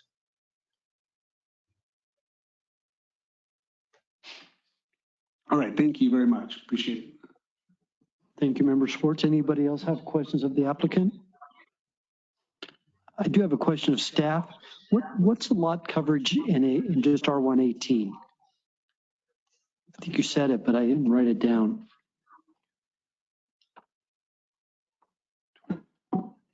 This is in R118 zoning district or in the RUPD? I'm sorry. Just in the standard R118.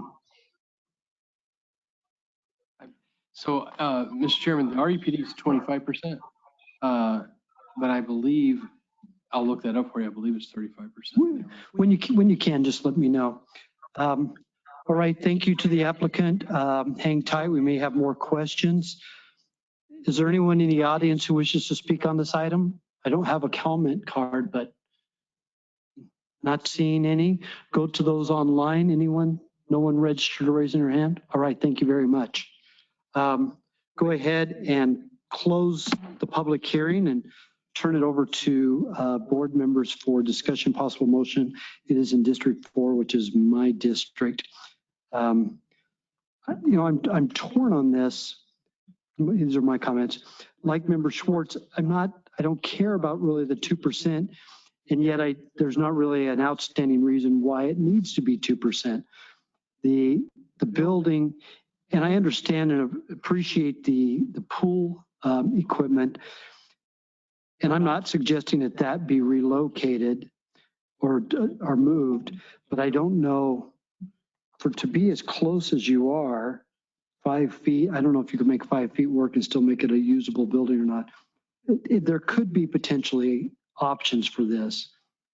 However, I also don't feel, the RUPD was a self-imposed development standards for this project, which I believe differ lesser than the R118 in terms of setbacks and lot coverage. And then also the design of the lot. Never been a fan of these streets that turn inward on that particular corner lot. So the shape of the lot does hamper it somewhat, as you have to try to push everything and existing stuff gets in the way. I don't have an issue with it, but I'm curious what the other board members have to say. Well, just 30,000 feet. Let me just say this. Our purview here is to apply the statutory requirements for peculiar condition. It's not to accommodate somebody who doesn't want to redesign their structures to meet what the guidelines are. And I don't want to sound like I'm trying to be tough, but when I go develop a subdivision, I apply the conditions that is laid, the regulations that are set forth in front of me, and I try to design to that, whether it's a single lot or if I have to go through a PUD, I have to go ask for an exception and prove why. But this process doesn't apply to that. This process applies to a peculiar condition. And I think that we continue to find ourselves with that tug of war, that devil on one side and the angel on the other. We want to help people as much as we can. We want everybody to succeed, but at the same point, we keep on setting a precedence of not applying our requirements to how we look at these things to these cases. And so I'm not in favor of this. And like you hear me on other cases, and I struggle with it because I sound like I don't want to be helpful, but I do want to be helpful. But we have to apply what are considered peculiar conditions and not. So I'm not going to be in favor of this case. Thank you, Member Schwartz. Anybody else have any comments? Member Person? I was just wondering if we could please go back to the site plan. Thank you.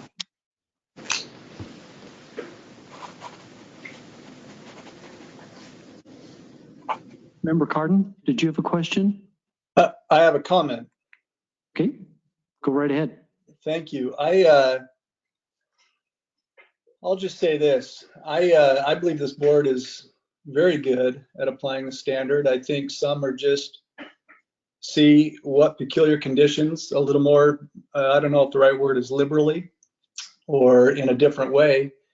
And I think that's great. I think that's the reason we have different people on the board is because we're going to get different perspectives. And so I don't, and that doesn't trouble me at all. So having these different views really doesn't trouble me at all. I'll just add to this one that I find it interesting that the HOA, where they are the local, they're already there, they see all of this, and I recognize that this does not necessarily play into what we view, but again, I just find it interesting in our test that we do that the HOA does approve this already, assuming they get a variance approval here.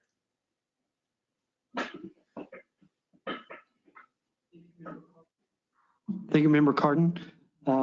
Did you get your question? One moment, Member Ward, any comments? Go ahead, Member Schwartz. So Member Cardin, I agree with you on the perspective part, but our job here is to be objective and not subjective. Subjective when it comes to zoning and how we look at different types of uses. In this case, we have a statutory requirement on the test of a peculiar condition. That is an objective test. Thank you, Member Schwartz. Member Cardin, any comment? And I don't really want to get a debate between viewpoints, but did you have anything you wanted to add to that? No, I stand by my original. I think my original comment still applies, that even in that, what Member Schwartz is calling an objective test, you can have different views as to whether or not something that exists on property is a peculiar condition or it is not. Thank you. I do have a question of staff. So the side setback variance is for that rear building. Yes, for the detached accessory structure. Is there RUPD dictate accessory building setbacks? Because would that not qualify for the, go ahead, Darren. So two things in specific regard to this question. The detached accessory structures can be within 3 feet of a rear or side lot line, but not within required front yards, and a street side is a required front yard. And so, and the ordinance tends to speak to the, in general, the street side is half the depth of what is determined to be the front instead of the street side front. But to go back to your question, I've confirmed the base R118 zoning district has a 35% maximum lot coverage and a 15% and a 15 feet minimum street side setback. So but for the RUPD, they wouldn't be probably in front of us today. Mr. Chairman, if this was zoned R118, they would not be in front of you. Okay. Any other comments by board members right now? Like I mentioned, it's my district. I agree with Member Schwartz wholeheartedly that there is the statutory test that is the overarching theme, if you will, for our discussions on variances. But I go back to a boards and commissions thing I attended a number of years ago, and I was taken to task by an audience member who said, you know, how do you grant variances if they don't have that strict hardship?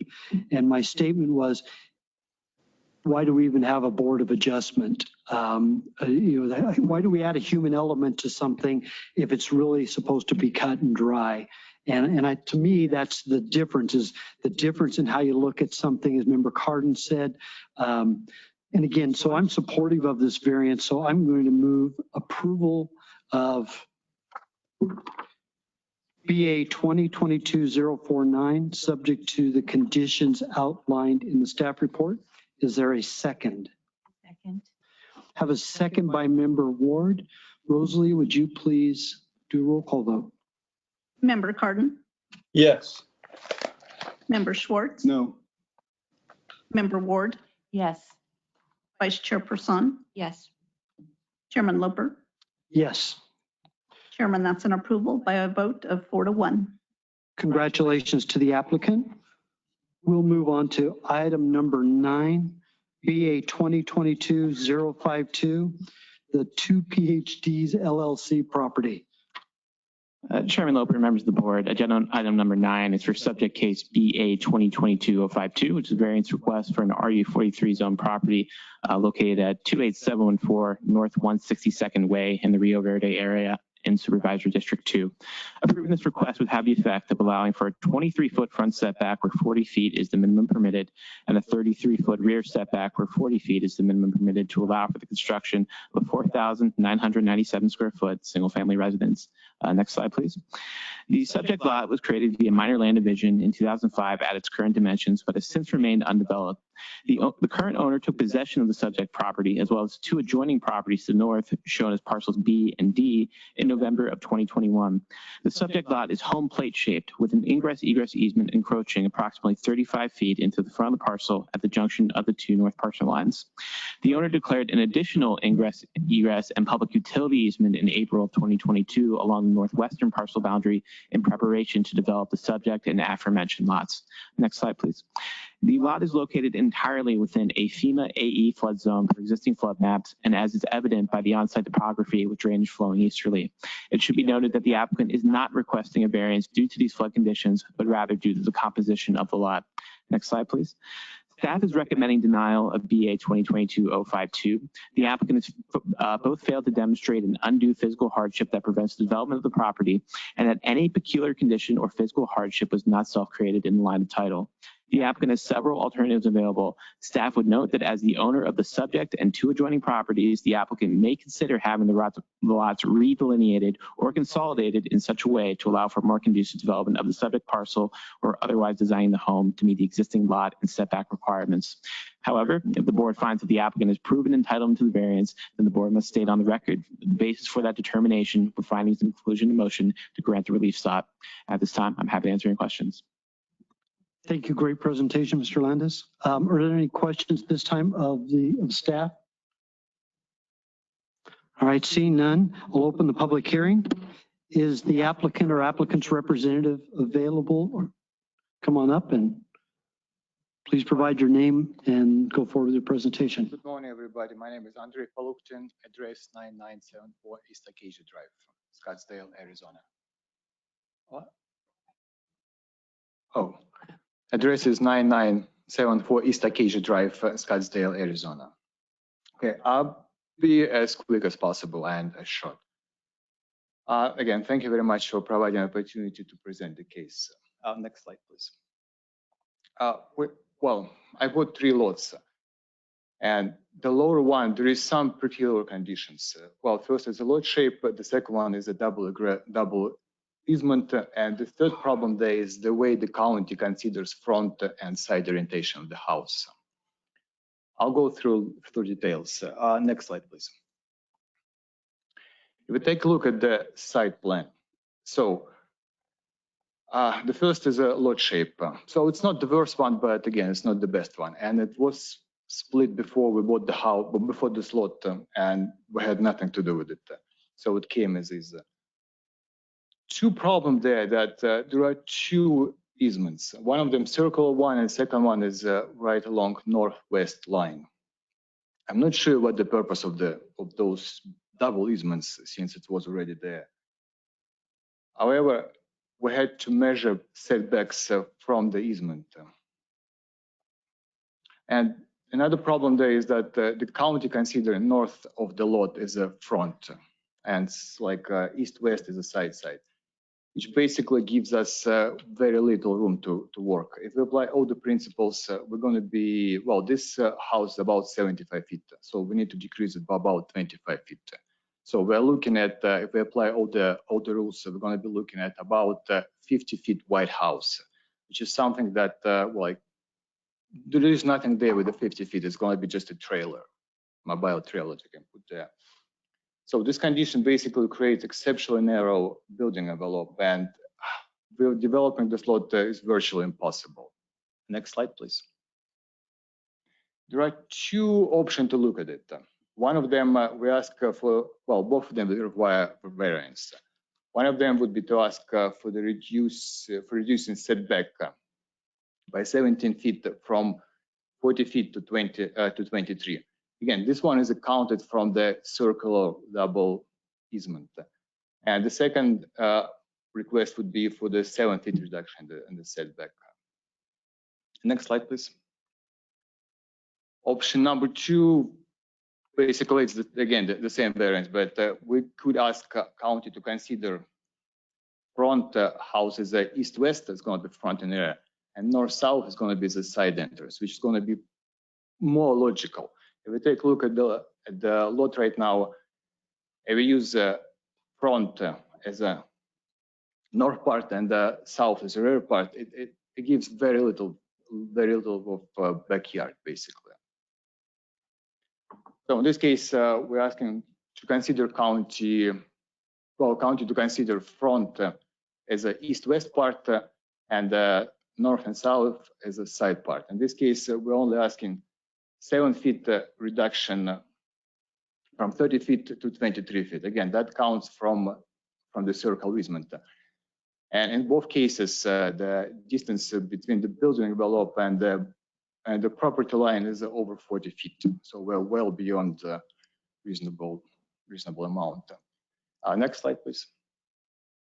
We took the legal framework. There are plenty of regulations that relate to the setback, but in our particular case, there are two that the most relevant.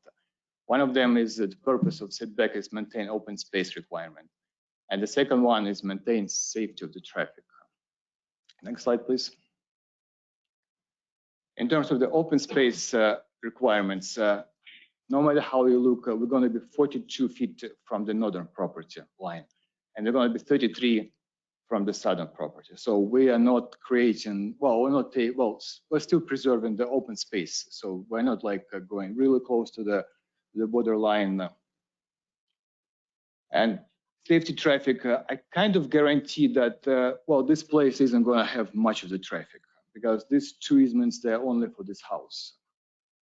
So I bet it's going to be like probably 4 rides per day. So traffic should not be concerned here.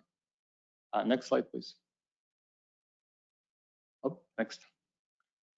Okay, as a conclusion, the code provision clearly requires maintaining open space and traffic safety. That's for our case, for particular. Next, please. The requested variance in front and backyard setback is not with the conflict and the purpose of this law. And final one, please. And without variance, there is basically no way to develop this lot. So the only option would be 50 feet wide house, but I've never seen anything like this but a trailer. And that's it. Thank you very much. Thank you for the presentation. Any questions of the applicant at this time? Member Schwartz, go ahead. Thank you, sir. So did you look at any options of, since you own all 3 lots, of pulling the cul-de-sac? It's just an easement right now, correct? It's not built. Pulling the easement further to the north so that the setback could be achieved and you could have a little more flexibility? I talked to a civil engineer and he said that the easement, this cul-de-sac stuff was done all 5 lots. So it's kind of possible, but I need to find all previous owners and lots on the north. So that's going to be kind of like virtually impossible. It's possible, but I don't know how it's done technically. So I believe myself I cannot cancel the easement that's already there. So it's egress easement over there, the circle one. And did you look at any other design options that would allow you to build? If you take a look at the plan, there is basically no way to move. As soon as we move like east-west, we start hitting close to the the flag shape. So So you didn't look at trying not to put a square house on a pie-shaped lot? Well, the only option would be to put like 50 feet. So if we apply all the principles, it's going to be 50 feet wide house. And there is virtual, I haven't seen anything 50 feet wide. 63, you probably, that was the narrowest one I saw. But even if we put 63, we still will need to ask for variance. We're not going to fit it there. Darren, how do you consider what is a front setback and what is a rear setback? Mr. Chairman and Member Schwartz, the front is determined by the frontage. It gets really complicated in these unregulated land divisions where there's not review and approval of the lot splits. But in this instance, both the northeast and northwest lot lines are considered a frontage because both lot lines are touching the easement.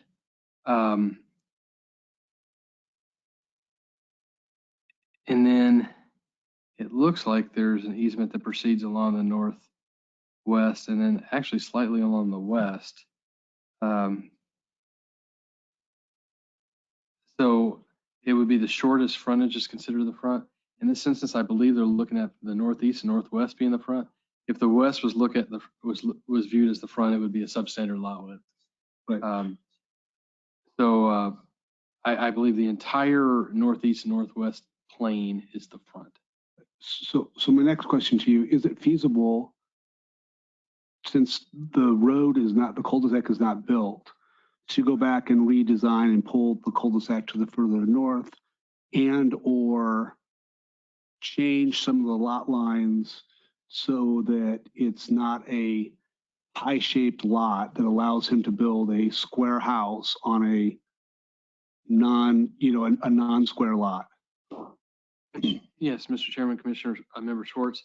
I believe there's unified ownership, and there could certainly be redelineation. Again, these lot splits aren't reviewed by staff, and therefore the redelineation would not be reviewed. The easement was created without review. It could be uncreated without our review. So that is part of the staff analysis, is that this is a self-created issue in the line of title, and there's opportunity to recreate. Now, I don't know if they would be able to get 3 lots that are buildable under straight. I don't know. No, I understand. But there are other options to explore to determine what the constraints are and where there's opportunities. Yes, sir. Okay, thank you. As a follow-up to that, and jump in here, great questions. But just simply, given the current lot configuration, if they simply abandoned the portion of the cul-de-sac within their property and also that easement along the west, which straddles the property line, because those easements are access easements, does it matter if I guess it's the same consideration if they touch the property line or only if they extend onto the property? If they touch, that is the front. Okay. If they extend, it's possible that we wouldn't call in these. For confusing the audience, this is only because the lot splitting is confusing and not optimal development. But where easements extend beyond the lot lines that they're abutting or touching, that may change what's considered the front. It may, for instance, if you had a rectangle property and the right side was where an easement ended up near the top, the right side would be the front. But if it extended further along the top beyond the right side, it would be the top that is the front. I know you're thinking visually, that's why. Yeah, no, I appreciate that. And then a question for the applicant. Do you own the 2 lots that abut the northwest and northeast? You own those? Only north. And are they developed? No. They're not developed. Are they, do they meet minimum zoning ordinance requirement for lot size and stuff? Do they exceed it? Do you know? No, they're just roughly about 1 acre. 43,560? Okay. All right, any other questions of the applicant? All right, hang tight, we have more Sorry, questions. Chairman Loper, excuse me. Oh, I'm sorry, Member Cardin. Thank you. I was a little late.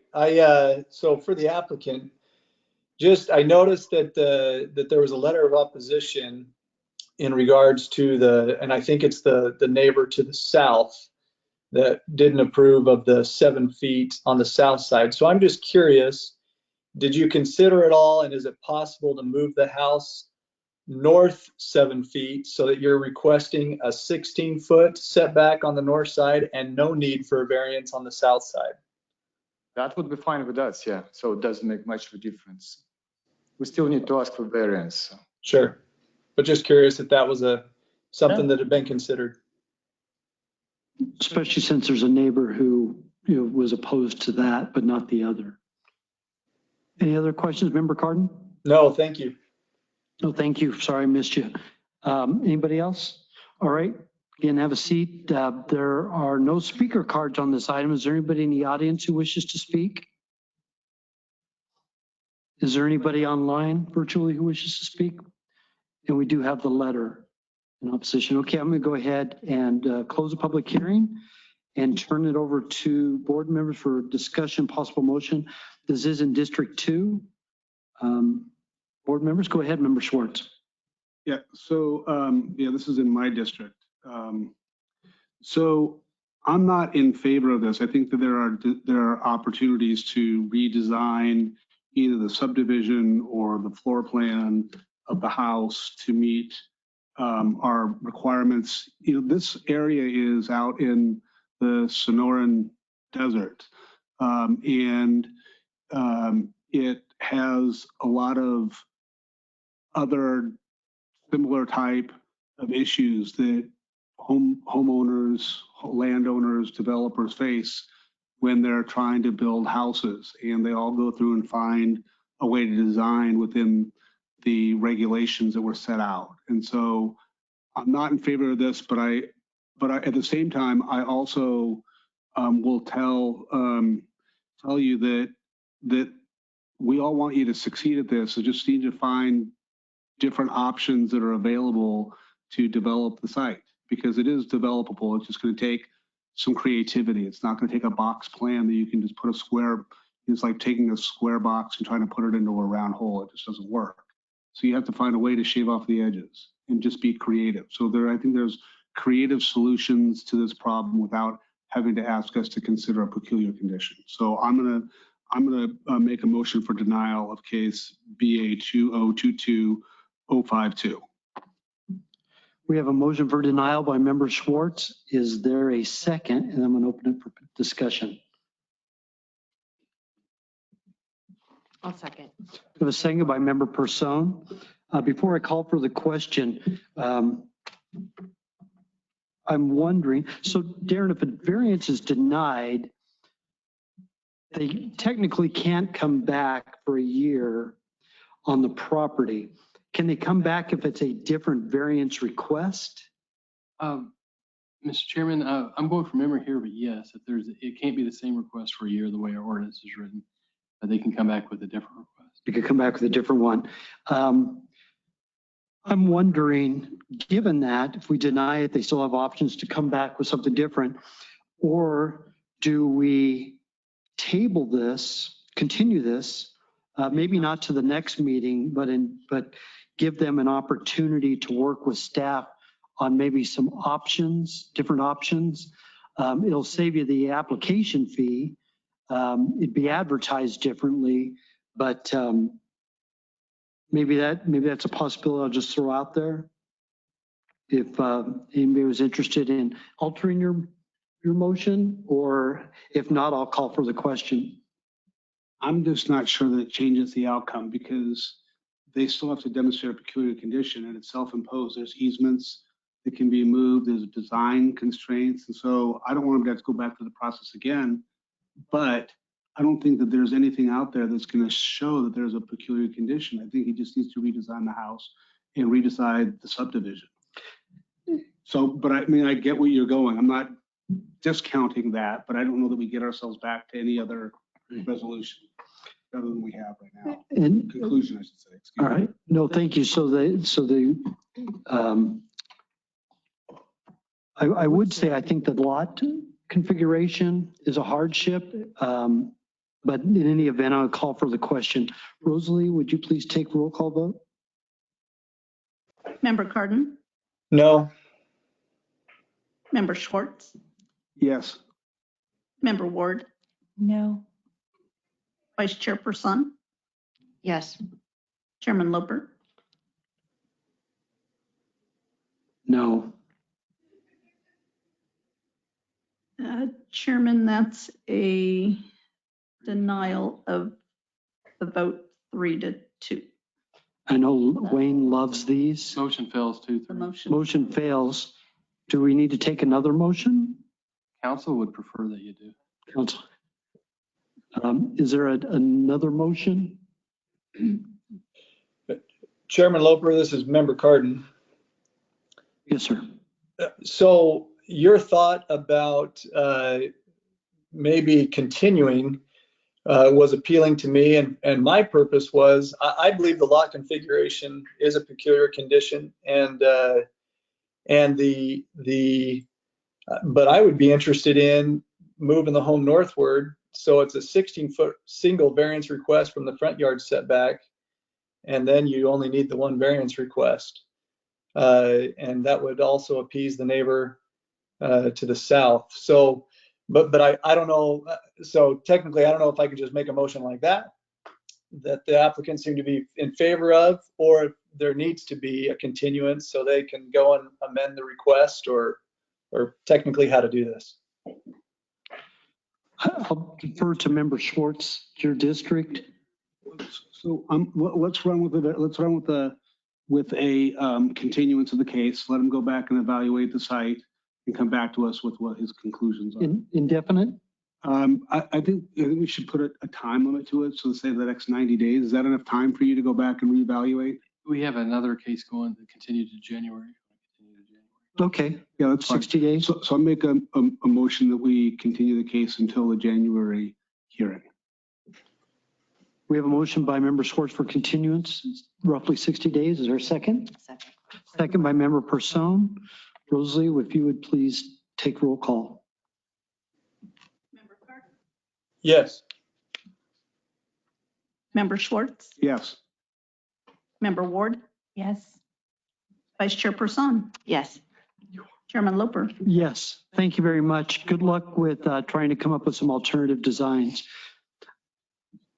I would encourage you to focus on the hardships as part of your going forward.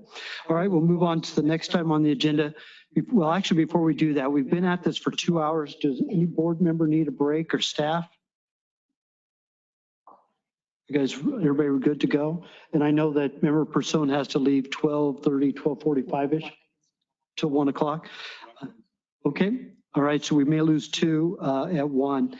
All right, we'll go ahead and move on to the next item. TU 2022-041, property in District 4, in Cincinnati District 4, because I'm going to butcher the name, so I'm not going to say it. Thank you, Chairman and members of the board. Agenda 10, case TU 2022041 is for the Jeju property in Supervisor District 4. The site is located at 1122-1 North 111th Avenue in the Sun City area, and it is subject to the zoning district R1-6 Senior Citizen Zoning Overlay. The request is for a temporary use permit for underage occupancy of a minor within the Senior Citizen Overlay. This request is only subject to the property, and it is not intended to rezone or remove the Senior Citizen Overlay. The applicant is requesting 9 years to allow his 9-year-old daughter to reside in his home until she is 18. Staff found one existing violation for underage occupancy within the Senior Citizen Zoning Overlay at the subject property, which triggered this temporary use permit request. As of November 9th, 10 a.m., we have received a total of 1,488 letters of opposition and 4 letters of support. A large number of the letters of opposition spoke to the general concern about the integrity of the Senior Citizen Zoning District Overlay.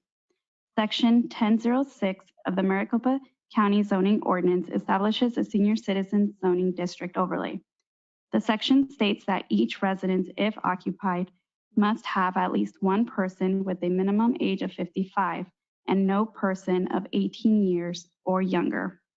Section 1006 of the zoning ordinance also states that a temporary use permit may be sought by reason of exceptional or unusual family situation to allow a person not in conformance with the age limitations for a maximum time frame of 2 years. Staff cannot support Mr. Jeju's request as it is found to be invalid, as he is requesting 9 years when the maximum allowed is 2 years. Staff also finds this request is not an exceptional or unusual family situation, as the applicant purchased his home in 2021 with an intent of having the minor reside on the property. However, if the board finds to approve this request, staff recommends a condition outlined in paragraph 20 of the staff report. This concludes my presentation. Thank you. Thank you very much. Very thorough presentation. I do have a question for you or for staff in general. So the Senior Citizen Overlay is 55, one person, nobody under 18. how does that's different than the Federal Fair Housing Act, which has the 55 or older, nobody, I think it's under 35, but where there's a conflict, and look at Wayne, Wayne's looking at me like I'm an idiot, because I probably am wrong. There's no 35 in the Fair Housing. Okay, all right. The Fair Housing Act actually allows you to maintain your status as an age restricted as long as you don't have more than 20% who don't Comply. So this is a zoning requirement. There is one issue though. The applicant is going to have to amend its application to request 2 years or you wouldn't have jurisdiction because you cannot entertain a request for 9 years because the ordinance limits it to 2 and there's no provision for the board to vary that particular requirement. Along those lines, can we mandate, if we were to approve this, could we mandate no longer than 2 years? It would be cleaner if the applicant were to change the request because there'd be a question whether you could entertain an applicant. It would be like saying they want you to entertain an application for a subdivision. The ordinance doesn't let you do that. And the ordinance doesn't allow you to entertain an application for in excess of 2 years because that's the ordinance requirement. Okay. This is not a variance situation. This is a temporary use request. So it's kind of different. And it would just be cleaner if the applicant understood that and put on the record that he or she is changing the request to 2 years. So they could do that verbally on the record and that would be fine. Okay. Any other questions of staff at this time? Go ahead, Member Schwartz. Darren, thanks, Wayne. Darren, we had a similar case to this. How is this compare and contrast? Is this the same sort of request, different circumstances of the owner? The other owner was older and elderly, needed somebody to take care of them, where this is the person's actually underage and living with them? Yes, you have summarized correctly. And so, and what was the outcome of that other case? The other case, the board denied. Okay. Yes, and that was due to what staff colloquially calls family medical hardship. Right. In this instance, the property owner has custody, minor child, and wants the minor child to live at the residence. And is it fair to say that we made that decision, as I recall, because we thought that it was a homeowner association issue and a deed restriction issue, and it's not an issue for us to be opining in on? I don't think so. I think you just weighed the circumstances against the weight of the opposition. All right, thank you. Mr. Chairman, as you know, I'm always concerned about the record. As I understand the ordinance, the test is whether they're an unusual family situation. So you really have to evaluate each situation presented to you and determine, is that an unusual situation that justifies it? Someone needing a caregiver in one circumstance could be an unusual situation. Someone needing a caregiver in another circumstance may not be an unusual. So using other examples as a basis would, for me, if this ever went to court, be problematic. That's good to know. Thank you. I didn't know that. Appreciate it. Thank you. Any questions of staff at this time? All right, go ahead and open the public hearing.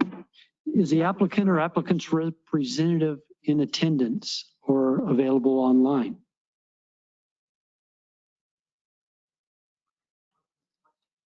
Is the applicant the person who made the request? Are they here? Is Mr. Jaju here?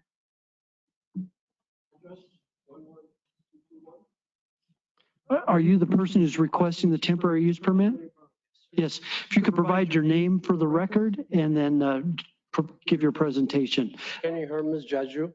Okay. Before you start with the presentation, did you understand what Mr. Peck was saying, that the maximum that you could actually apply for is 2 years? Yes. Yes. Are you willing to amend your application? And if so, could you state that for the record? Yes. What I'm trying to do is to keep 2 years, and then after that, I'm gonna move out of there to find the problem. Everything could change during the 3 months. The thing here, the change because her mom, she cannot take care of her anymore. So I have the judgment he went against her mom. So he said she have to live with you. That's what happened. When I bought the house, she don't live with me, which is last year. So this is what happened. Everything changed during the 3 months, the last 3 months. So I had to keep her. So I'm asking for a permit for 2 years at least. So like to do something. And you understand 2 years would be the maximum that this board could approve should they decide to do so. Okay, anything else you'd like to add at this time? No, that's all I want. Okay, I really appreciate it. hang tight. We may come back to you. Any questions of the applicant? I should ask that first. Member Schwartz? Hi, sir. Sorry for your circumstances. I know that there's always challenging times, and we always want to make sure that our community members are, having the best possible outcome for them. So, does the HOA, have they given you a notice that you had to, that your I guess it's your granddaughter needs to vacate the property? Yes, actually, they sent me a few papers that I cannot have a child in this area. Did they give you a deadline by which? No, they didn't give me any deadline so far, but they and then when I searched here and they told me. Please, I'm sorry, please don't shout out. Give everybody the respect that you would want if you were speaking. Go ahead, sorry. Yes, but they sent me, I did not allowed to have child in this properties, which is only for the people over 64, 64 and over. So I just, and then I called the planning, and they told me what to go, what to do. And then I started the process, the application, and then until now, and that's, So, I did whatever they asked me to do. Sure. So you said something about 90 days. There was a 3-month period. So explain to me what the process is, that you got a judgment. And I'm not trying to pry, but I'm trying to understand a timeline so that we understand how we can make an informed decision for you. Absolutely. Because we want the best positive outcome for everybody, not just you, but the community at large, because they live in an adult community and there's hardships. And so we're all human, right? Some things just happen that we don't expect to happen in our lives. Exactly. And so talk to me about the process. You got a judgment, and then what's the next step? Well, so far, we don't know her mom because she didn't pass the drug test so far. And then that's 3 months ago. And then the judgment was against her. Okay, and he put in a special program. She never went.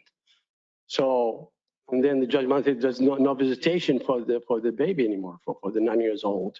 So he stopped her visitation to come see my daughter. And she take her to her house like at least 4 or 5 days.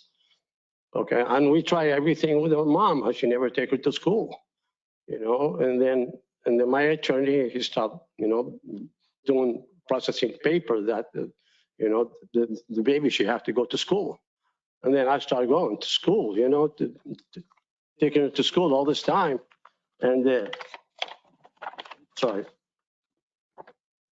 And that's what she had.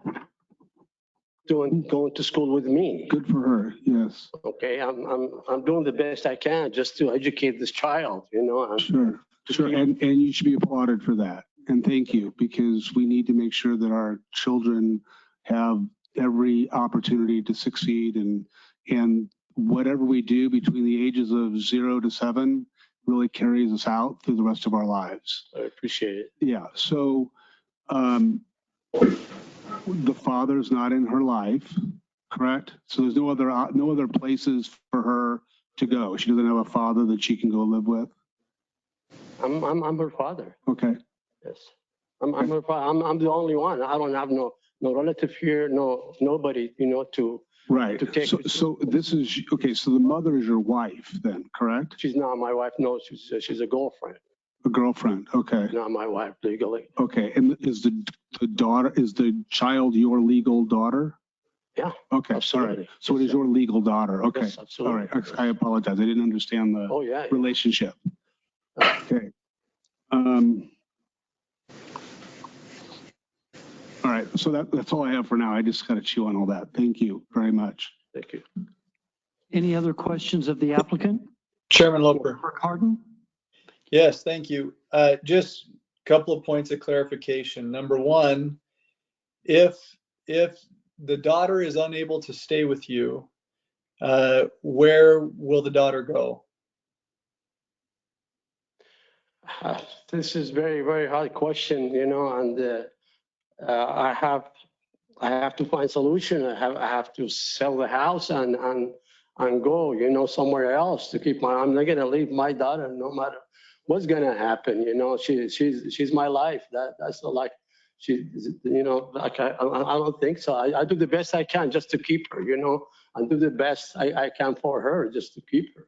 I know it's kind of tough situation, but I've been dealing with this. I'm trying, to do the best I can to solve the situation, but it's her mom, she's not correcting herself. So I have to deal with it.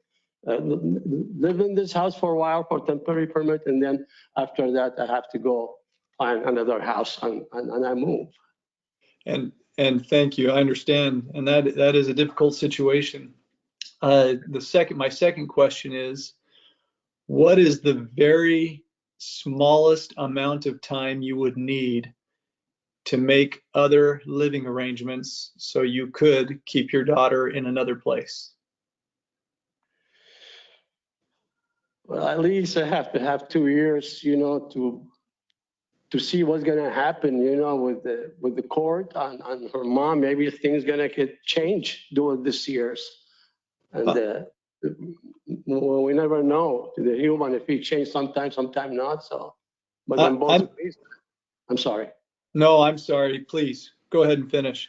In both ways, I have to keep the child now so far, and just to get at least 2 years to keep going, Yeah, I'm including in my question the idea of moving to a rental and then still working on selling your home, but moving to another location where you could keep your home. Is anything like that an option where it happens much sooner than 2 years? I just bought the house, and the girl, she's happy with this house, and you never see her outside, and she's always inside the house.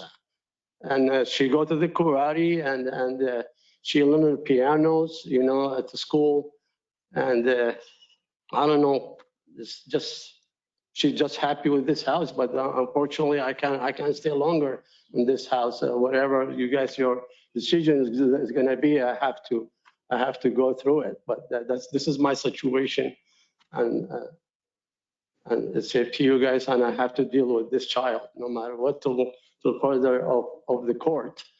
How far they're gonna go with me and with her mom. Thank you. This thing, it just happened. Yes. Thank you. Anything else, Member Cardin? All right, No, Member thank Schwartz? you. So one more question. When did you buy the house? Last year. Last year? Yes. And when did this situation occur? Well, she used to go to her mom most of the time. The thing just happened almost 3 months ago, the decision of the court, because she's not providing the court of the drug test. And the judgment was against her, and he just locked the whole thing on her. But during the time you bought the house, 3 months. in May, Yes. okay, of 2021, Yes. was the girl living with you at any point between May of 2021 and August of 2022? She used to go to her grandma, and she used to go with her mom doing all this, the processing of the court. And No, I'm talking about from the time you bought the house. yeah, no, she didn't live with me. No. And she has a grandmother. She has her grandma, and she had her mom. She used to go there. She spent all the time. Where does her grandmother live? She live in Peoria, and yes, Peoria, and I think 40 Avenue. So she could go live with her grandma No, not allowed. No. by, She's not allowed to live with her grandma or her mom. That's the court order is, that's what it is. I have to take her to school and educate her. right. And because her mom, the last time, 3 months ago, she's supposed to take her to school. Her mom, she used to take her to school at 12 o'clock, noon, and the school is over at 2 o'clock. And she's teaching my little daughter that you don't have to go to school. Right, sure. Okay, I think you answered my question. Thank you. Thank you, sir. Thank you very much. Go ahead and have a seat, but be close by if we have questions for you. No one else has any other questions? All right, it is a public hearing, and I'm going to open it up now to those who wish to speak that filled out speaker request cards that are here. I'm going to ask each person that I call or those who want to comment to keep your comments to 2 minutes or less. And if somebody else has already said what you want to say, just saying ditto is fine.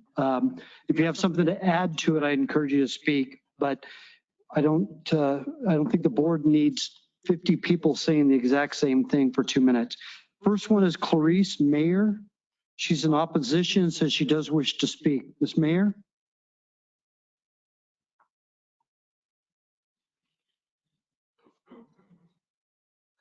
Hi, thank you for letting me speak. I do live in the Sun City area. I'm a homeowner, and I also have properties that I rent out. And I make sure that my rental people know it's a 55 and over community and they cannot have children there. We bought there 8 years ago. We retired there because we wanted to live in a community that did not have children in it. We didn't want to have young people partying and those types of things. And also, I had a neighbor right down the street from me that 2 years ago, unfortunately, his daughter and granddaughter had to move in with them because they were in a domestic violence situation. He simply put his house on the market and moved. He didn't ask for a variance. He knew what he had to get out of that neighborhood. So even though we feel for this gentleman, we feel for other people, if we give it to one and then it starts snowballing, we get others, and then all of our property values go down because we no longer have the age overlay. And so the things that we bought and paid for, our recreation centers, would no longer be available to us if the property values go down and it's no longer an age overlay. So it's a very big, big issue. Thank you. Thank you very much. Ms. Mayor, board members have a question. Nope. Ms. Person? Do you remember what year that was that the other person that you mentioned moved? It had to be right before COVID, I think, so 19. Okay, thank you. Any other board members have questions of the speaker? All right, thank you very much. Kay Caps, you checked, you do not wish to speak, is that correct? Okay. Rose Hannah does not wish to speak, but is opposed. James Wills does not wish to speak, but is opposed. Melinda Wills is opposed, but does wish to speak.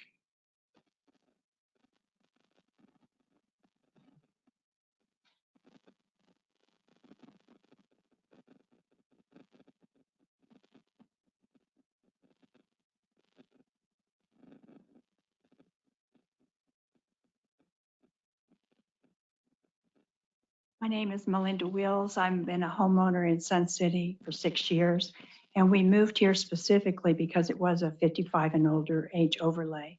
And there seems to be a fear that if we allow variances, our community could become like Youngtown, and that seems to be a failed 55 and older community. I noticed on the other variance request that the staff member always gave a finding. Paula, did you find that this was? Ma'am, this isn't a variance. Oh. It's a temporary use permit, so they don't do findings. Am I correct with that? I'd like to add that in the history of Sun City, a group of Japanese architectural students came to investigate the community because it was so solid and it had been run so well for a number of decades. And I submit that had this community been challenged time and time again against their age overlay, then people would see it as a flawed environment. Mr. Schwartz said that in analyzing these requests, we must look at the requirements that the property is built under. And the theory is that the variance should not be objective, or should be objective and not subjective.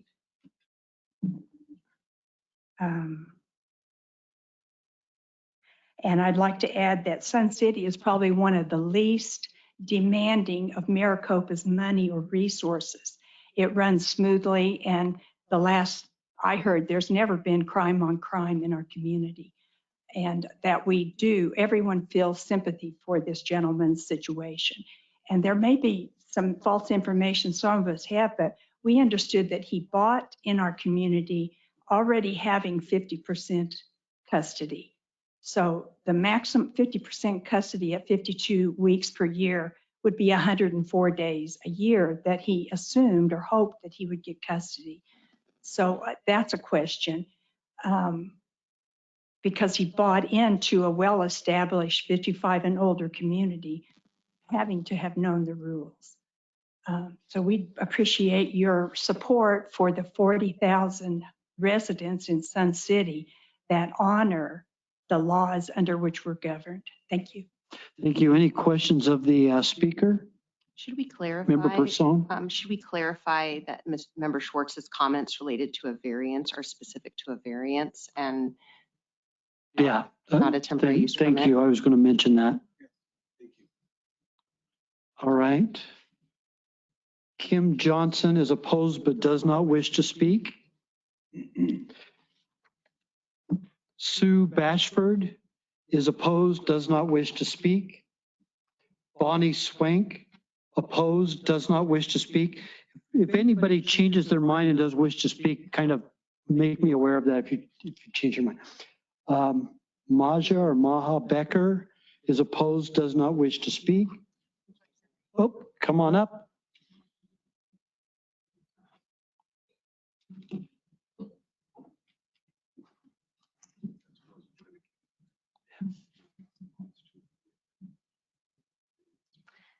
Good afternoon, I think. I'm Maya Becker. Maya. It's pronounced Maya. Sorry. No problem. It's been that way for all my life. I live at 9745 West Edward Drive in Sun City. I don't want to repeat anything. However, I am more aware of financial dynamic changes than most people I know.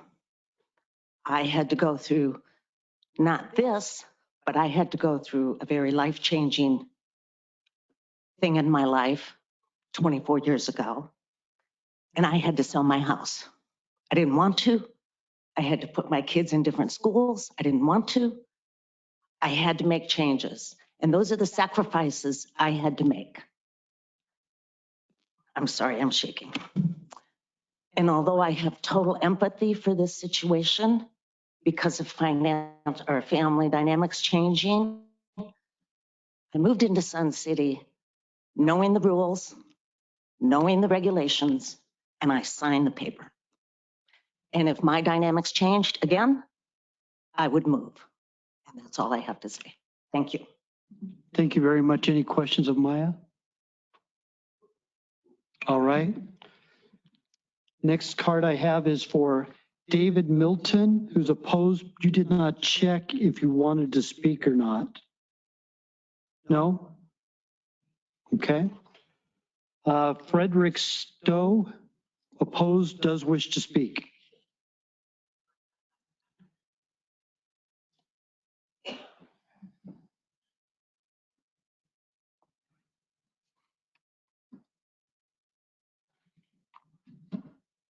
Good afternoon, Mr. Chairman, board members. Thank you for giving us the opportunity to speak on this issue. We feel it's a very important issue. Everybody in the years that Sun City's been around has known about the age overlay and has signed documents and acknowledged that, yes, these are the rules. There's a 90-day period for under 18, but that's in a single year, but that's the rule. I have on my phone an app that shows me the neighborhood alerts around, and I've been watching that. We've been 10 years in our house at 15802 North 110th Avenue in Sun City. And day by day, we get these alerts. And it shows a little blue circle. It doesn't show the exact address, but a blue circle where the alert's coming from. And within Sun City, the alerts are things like, help, I've lost my dog, or I found somebody's cat, or maybe there's a coyote walking up Boswell Boulevard, things like that. When the circle is outside of Sun City, I see comments like shots heard, heavy police activity, drag racing on our streets, things like that. So there is a difference, and we know that. What the danger is if we allow this precedent, allow this application clearly against the CC&Rs, which you've all signed, then that'll set a precedent that the CC&Rs aren't really important.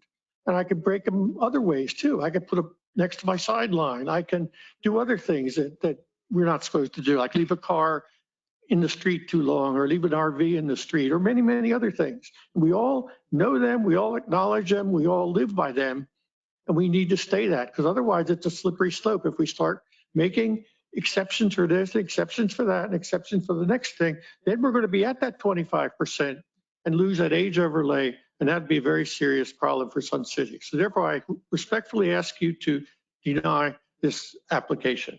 Thank you. Thank you. I wish I lived in your neighborhood. Are there any questions of the speaker by any board members? What's that? Wayne said you can move there soon. Probably already can. Just I'll keep it at that. All right. Thank you very much, Mr. Stowe. Pat Stowe, do you wish to speak? Yes, I do. Come on up.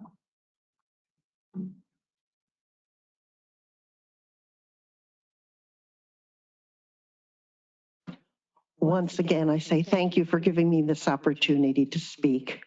I'm a second generation Sun Citiate, not idiot, Sun Cityite. And my parents purchased the home in 1973. And after they both deceased, we came in as owners. My parents signed the paper.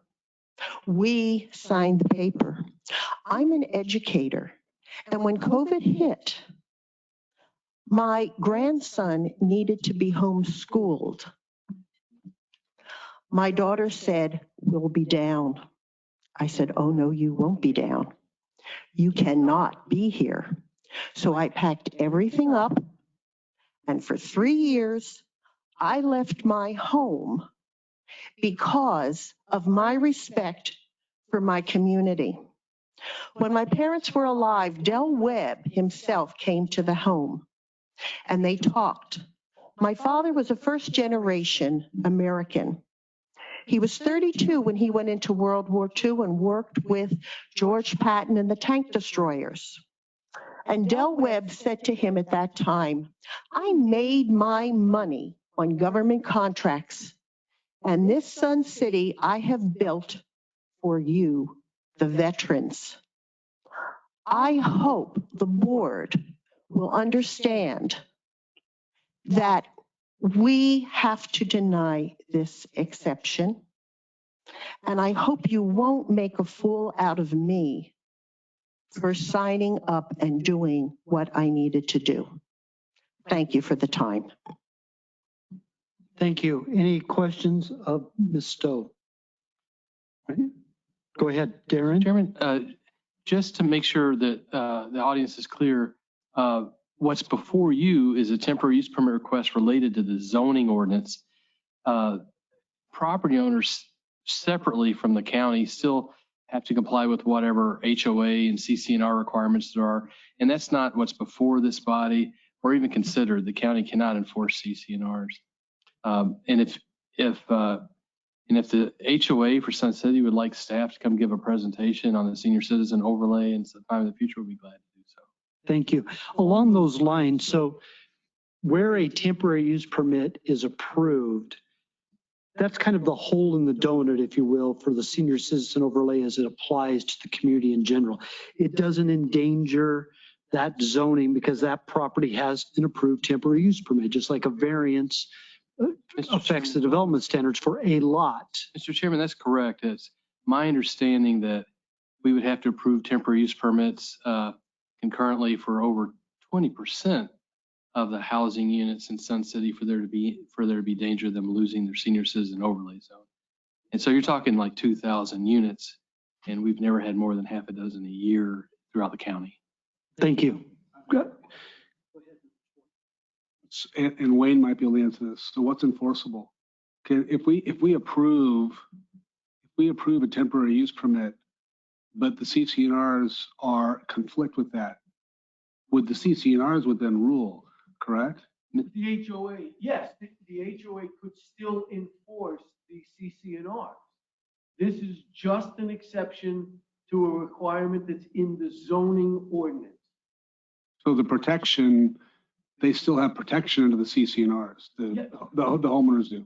Yes, the argument that they would lose their 55 and over status really is one that would be addressed to the board of the HOA. That's how they would lose it. The senior citizen overlay could have not included anything about 19 and over. It could have just said one resident must be 55 years of age and 20% that the number under 55 could not exceed 20%.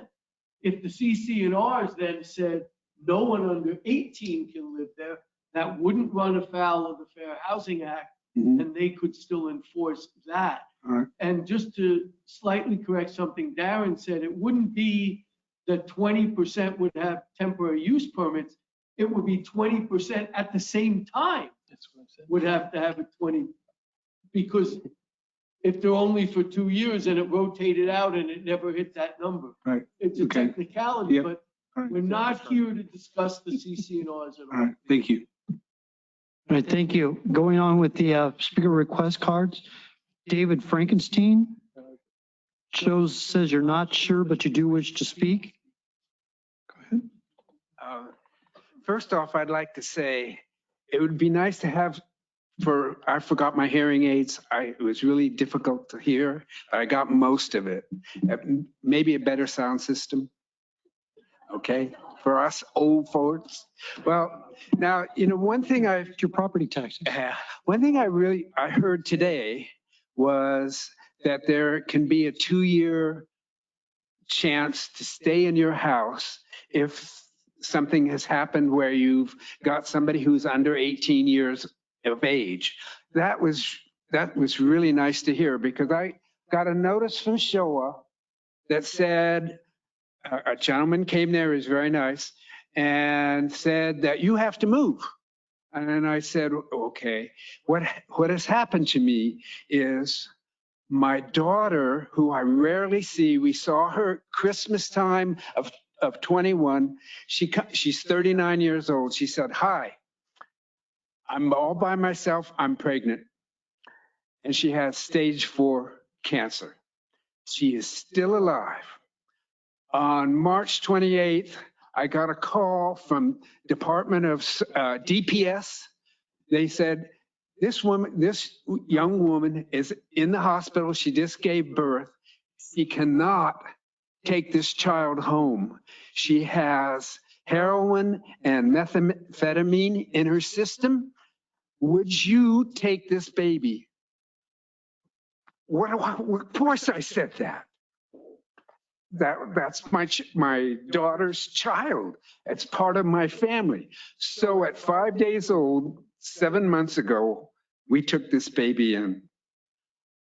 We are probably wanting to leave when she's 4 years old, because there's no other children in the neighborhood. I'm giving up my life. I love living in Sun City. I'm willing to leave in probably 4 years, but I would like that 4 years, because I'm remodeling the house a little bit. I like what I'm doing. And most of my neighbors come up to us and say, oh, if you need any help, I'd like to watch the baby. And I have to say, well, DPS says I can't do that because they have to be vetted to be able to watch a child. They can't, once we go through adoption first, what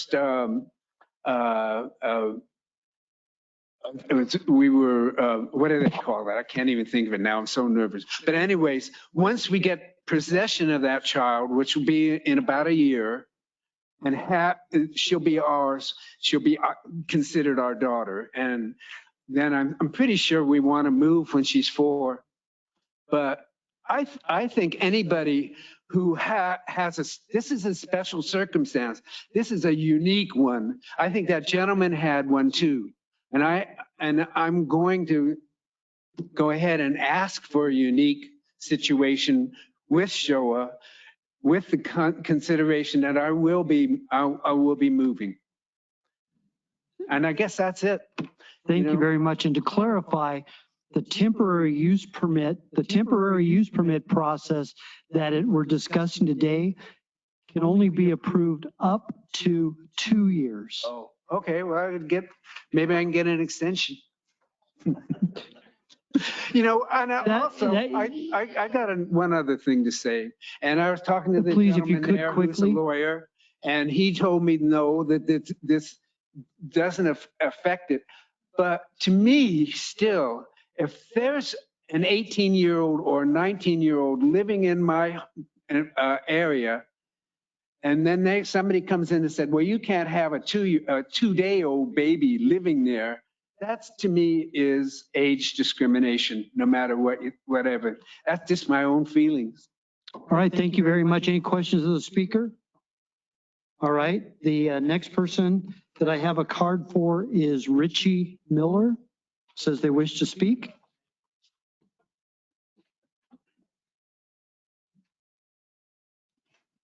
Thank you for allowing us to speak today. Ditto. Thank you again. Thank you. I didn't mean it literally, but I appreciate it just the same.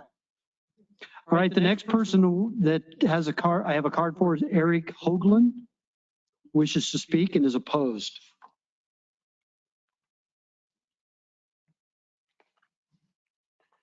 Thank you for this opportunity to address the board. I am Eric Hoagland. I'm the president of the board of directors of the Sun City Homeowners Association that we all call SHOA. As you are aware, Sun City is the first planned senior citizen community, not just in Maricopa County, not just in Arizona, but on planet Earth. Del Webb sold the first homes in January 1960. It grew to a community of over 17,000 single-family homes, over 7,000 condominium units, and we have 40,000 residents, at least during January. According to the internet, there are 75 senior citizen communities in Maricopa County. We exist to provide an environment, a community for seniors to enjoy in their retirement. Our residents worked all their lives to be able to live in our community in peace and to participate in activities, recreation, and friendships with fellow seniors. The senior citizen overlay is what makes all this possible. We hope you realize how critical this overlay actually is. Today, you consider the application for an underage person to live in Sun City. The property owner where this underage person resides knows this is a violation. The property owner told a SHOA compliance officer that the underage person would be leaving by July. The child is still residing there. You know that. This is the second time this year SHOA has dealt with this issue before this board. Both were similar scenarios. The property owner goes ahead with the violation despite knowing they're a violation. And rather than take steps to be in compliance or remedy the violation, they try to get a permit to carry on as they are. It's easier to get forgiveness than it is to get permission. If the board decides to allow underage persons to reside in Sun City is doomed. If the ordinance is not enforced, Maricopa County will have broken faith with 75 communities. It's not just one property, it's the reality. If it will no longer be a senior citizen community, retirees will choose to live in real senior citizen communities. They'll move away and others will buy elsewhere. Sun City will cease to exist. Our future is in your hands. Thank you for your time. Thank you, Mr. Hoagland. Could you hold on a minute? I think there's Yes. some questions. A couple I have. What is SHOA's process for this? And you understand that we're enforcing a zoning ordinance. Yes, You're I in do charge of understand the that, yeah. CCNRs in the community. Exactly. Two The different things. CCNRs are a separate issue. Right, but could you explain real quickly, what is that process for something like that? Okay. If you turn this down, that doesn't, and I don't know your enforcement situation. If you turn down the overlay, excuse me, if you turn down the permit for temporary occupancy, that does not necessarily move the child to another location. That just means you turn down the permit. In the event you do, are you prepared to actually go remove them from that property? I don't know. I don't know that you are. It is a violation case. I couldn't pretend to predict the outcome. Okay. I don't, but that doesn't necessarily make them move. Our CCNRs reflect virtually the same thing as what you have in the ordinance. It says 19 and under may not live there for more than 90 days. There have been occasions where a parent or a responsible party, the property owner, has asked to extend it past the 90 days with a specific deadline where the child, because let's say they moved in March or April or whatever it was, and they wanted to stay, finish the school year. I think that was one of them. And we allowed that one time that I'm aware of. I'm not sure exactly how it worked. We just essentially said we kicked the can down the road. We feel that 90 days is plenty of time for a grandchild or a person under 19 to reside with their overage relative in the location. I can't think, I've only been a president for 2 years. I can't think of another opportunity or another occasion where they actually came to us and asked to extend it past the 90 days. We might consider that. We're not prepared to give a variance or to our CCNRs for 2 years or 9 years. It's just, if we start giving away the keys to the operation, Sun City is toast. And I'm not sure that answers your question. It absolutely does. Thank you. Other questions of Mr. Hoagland? Yes, I do. Yes, I'm sorry. To finish your question, we would reach deeply in our pockets and get some lawyers. That's what happens. So that's to my point, is that I think that you believe that the county is the gatekeepers. But if you heard what Wayne had to say, we are not. We're just let me finish. I know you got something on your mind there. Okay. We just give a special temporary use permit for the zoning issue. But and I would think that it would be much harder for us to enforce and remove somebody from the property under these conditions than it would be for you to enforce your CCNRs. That's so there's really two checks and balances here, but yours is a greater check and balance than ours because you have a deed restriction on the property and you have a process in which that you can actually go to court and have that complied with. Okay, so that's just a comment. Okay. Yes. All right. So I'll just that's the end of my. And we do appreciate that. But you need to appreciate the fact that, okay, once we get the lawyers, this kid could be 19 before they get done with it. And Maricopa County could barely afford the law, all the expenses. Bottom line is we're obliged to enforce the CCNRs, and we will. This whole circumstance with the temporary occupancy permit is like it came out of left field for us. But essentially, it's what the people using the temporary occupancy permit application and the permit itself is essentially them to wave it in our face and say, make me. And that's what you're asking us to do as well. Understood. Real quick, Darren, you had something you wanted to add? Yes, Mr. Chairman, to follow up on your question and Member Schwartz's question to the gentleman, you answered the question as if the county denies a temporary use permit, what if the Board of Adjustment approved the temporary use permit? Is there a process? Okay, I don't know what will happen if you turn it down. I can't speak for the property owner or which way the wind's blowing. If you give them the permit, we still have to pursue our CC&Rs. Does that answer your question? Yes, and actually that's the way I heard your question, and that's what I was expecting the process to say. Yeah, thank you. Any other questions of the speaker? All right, thank you. We may have more for you as the official with SHOA. All right, I have two more cards. Susan Beeman, opposed, wishes to speak. And then the last ones you can tee up is Michael Blatchett, who says they wish to speak as well. So you're after her.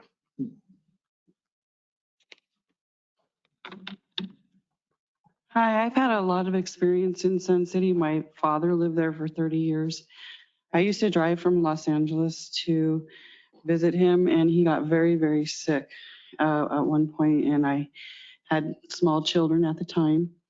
And I was told by my father that they couldn't stay there, even though I went to take care of him. So I rented a house in Youngtown, which was right across the street, so that my minor children could live there. My father, I know for a fact, well, not a fact, but in my heart, he lived 10 years longer because he lived in Sun City because of the rec centers. He religiously went to the pool that's heated like a bathtub. If we allow children to exist in Sun City, they will ruin. My boyfriend, who's sitting right there, splashed in the pool in Sundial Rec Center, and there were 3 people with hearing aids that were offended because, and I don't blame them because they're thousands of dollars, because one of them got water in their hearing aid. If children are allowed to live there even for a short time, the rules would probably change to allow more of them to use the amenities, and it'll ruin the lives of the senior citizens that are living out their last years. I spoke with Tom, the head of the SHOA compliance yesterday, and he told me that the gentleman that wants to be there did move in with his child, who he told the neighbors was his granddaughter that was just visiting, and the neighbors were surprised that later on heard her call him daddy because she was supposed to be his granddaughter. And the county put out signs on the lawn for notice of the meeting or the opposition. I drive by there every day on my way to work, and there were no signs there. I just am wondering what happened to the signs. I feel it's very shady what's going on. I was here, I spoke for the last meeting that we had about this, and I would like to keep, I finally have a house in Sun City. I never disobeyed their laws. I went by their plan. Another issue that I have a problem with is I'm a teacher. I know that another reason why I bought there are many in Sun City is because we don't have school tax. So when we allow somebody that's underage to live there, who's going to pay the school tax? Peoria Unified is in their district and is dying to get their hands on that, to get taxes from children that go to school.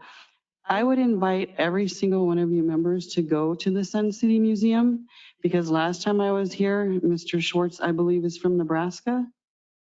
And I did live in Lincoln, Nebraska for 3 years. I brought my dad there and he said, please, I love it here, but let's go back to Sun City, my home, where I could swim in my pool.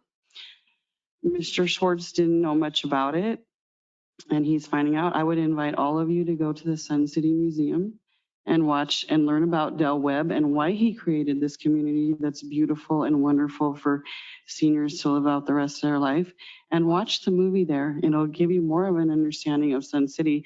I was absolutely surprised that Mr. Loper, who had little knowledge of Sun City, voted for the young child to come live in the community because he believes families are important. Yes, families are important, but more important is ourself. I love my kids. I got 4 of them, and they know that they can only visit me for 90 days. Thank you very much. Any questions of the speaker? And then the last person, Michael. That's, if anybody else wishes to speak, you'll have an opportunity, but please come up and fill out a card. They're right here. Go ahead. Good morning, or good afternoon, board members. My name is Michael Blatchett. I've lived in Sun City for 12 long retired years. What a beautiful place. I'll make this brief. We have all retired to Sun City to be in a senior community and spend out our retired years. There are no provisions for children, and that can cause problems for children. As you know, an age-restricted community, and all home buyers know this and agree to this when they buy there. We are seniors and we have spent our lifetime following the rules, doing our duty, paying our taxes, raising our kids, and now we all want to live in a senior community. Again, I'm sorry for the applicant, Mr. Kenny Hermes Yayu. We must make other arrangements. And finally, tomorrow is Veterans Day. Us veterans wish that the country we defended would follow the rules. Thank you. Thank you.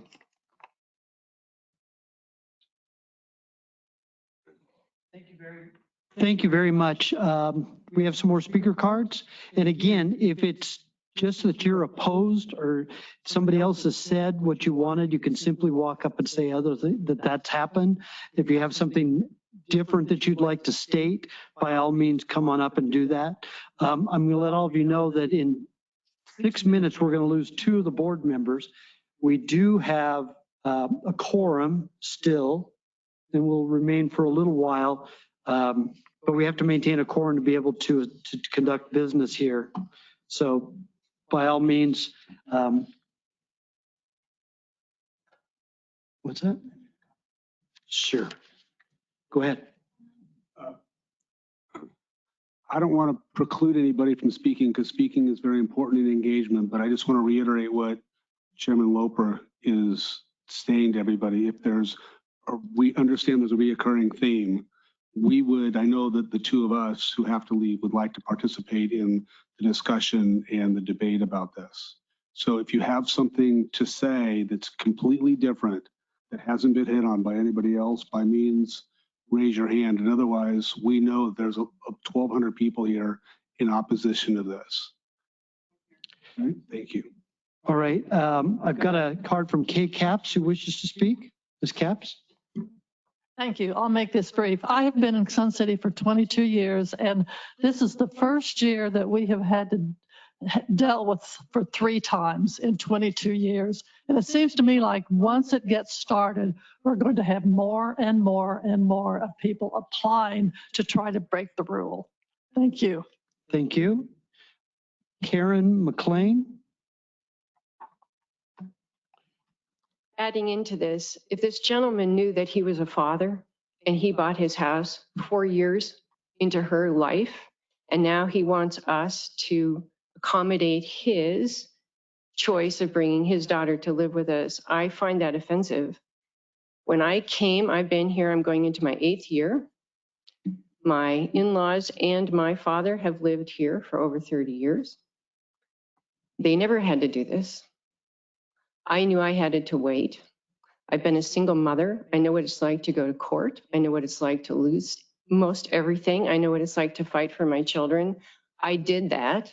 I don't think it's asking too much for this gentleman to make a decision to leave the community and drive half a mile away so his daughter can go to the school that's right across the street from me. I came to Sun City to not have to go through this anymore. It's my savings. I can live here and I can afford it. If I have to go back to paying property taxes like I paid in Colorado and you double or triple my property taxes, it's going to be tough. So please consider what we signed on the dotted line when I got my home when I moved here 8 years ago. Thank you. Thank you very much. Leslie McLean. Thank you for listening to us. I've been here 8 years as well. I'm 2nd generation as well. And we have no schools. Where are these kids going to go to school? We shouldn't have to put up with this every year or every few months. So thank you so much. Thank you. This is the last speaker card. If you want to speak, you need to fill out a speaker card. No, nothing from the audience at this time. Janice Johnson. Hi, I moved here in 1988 to take care of my mother. My children, fortunately, were of an age, but still, I knew the rules. I continued to live in Sun City as I aged. My mother passed away. I was here when Youngtown presented with a problem of a grandmother taking in a child who was orphaned. I felt very sympathetic towards this woman and their situation, as I do for this gentleman and this gentleman. But it was passed that the child could live with the grandmother in Youngtown. And as you probably know, then that opened up the door.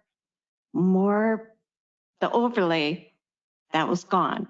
It was beyond the 20%. Youngtown is now a young family community. The crime rate on 107th and Grand area is extreme. I just hate to see this happen, that we, in our late years, that we have to keep coming back and fighting for something that was guaranteed, that should be guaranteed, that we pay extra money to live here, to be with to not have the crime, to have the feeling of safety. And if I had that situation happen to me, and it's a possibility, I would have to move. I would follow the rules. Thank you. Thank you. And not to get too far in the weeds here, but my understanding of what happened with Youngtown is that they incorporated so that the county ordinance no longer applied. That's not speaking to their CC&Rs. That's just, it's no longer in the county. It's an incorporated community with a mayor and council members. And that's why, and Darren, if you want to jump in. Yeah, and Mr. Chairman, my understanding is the entire incorporated community could not be subject to a senior citizen overlay. And so that affected that as well. Thank you very much. There's a gentleman that keeps raising his hand. If you want to speak, please fill out a speaker request card. Okay, so do we. That's it for those in person. Are there those online that wish to speak? How many do we have? Yes, I have 5 right. speakers. Cool. Rita Tillery is first. Okay, good. Do you have to go? Oh, hang on. All right, go ahead with the first speaker. If you could identify yourself by name, please, and then go ahead. Rita, you're unmuted if you can speak.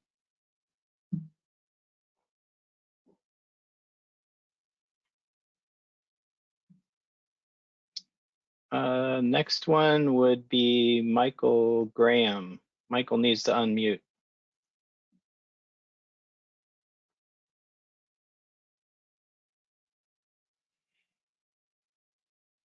There we are. I think I'm unmuted now. Thank you for this opportunity to speak.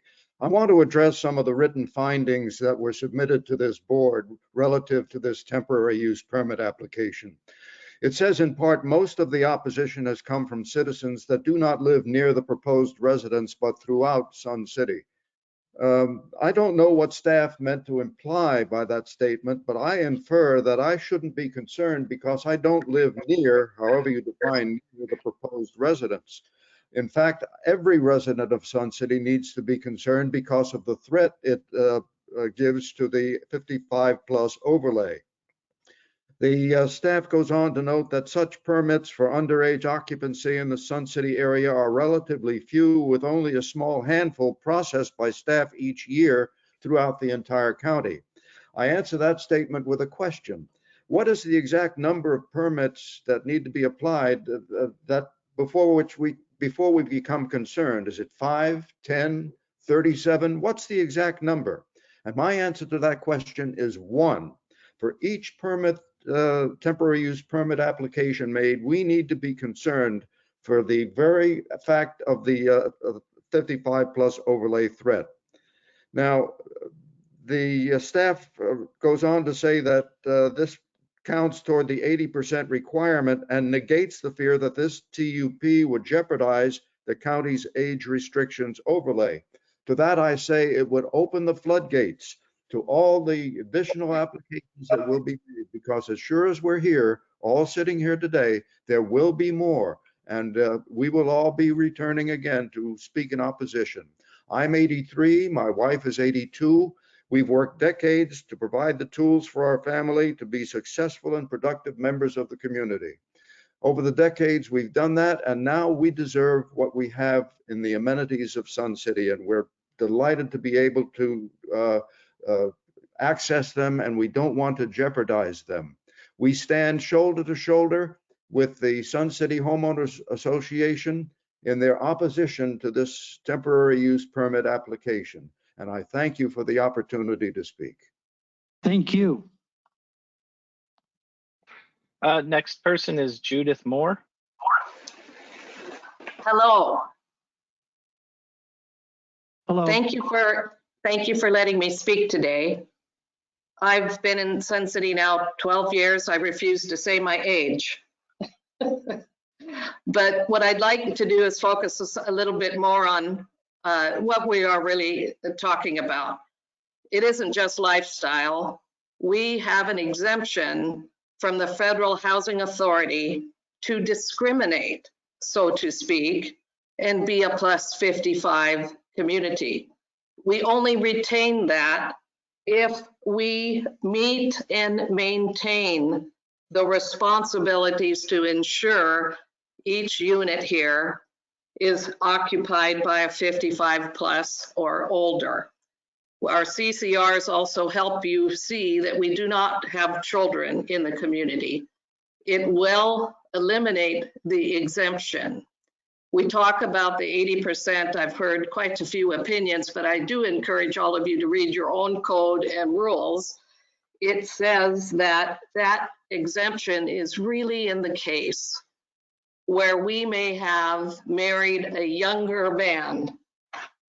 And if I pass on and he is under 55, he may remain in the residence as a single occupant until he decides to marry again. And if he doesn't marry someone over 55, he leaves the home. So this is what we're protecting. It's why we have the exemption, the senior citizen overlay. In your own documentation under 1006.6.2, it really gives the responsibility to meet and maintain to the homeowners, the residents of Sun City. A temporary use permit is causing a wrinkle that I think is going to get into litigious territory, which none of us ever want to get into. But I have rentals.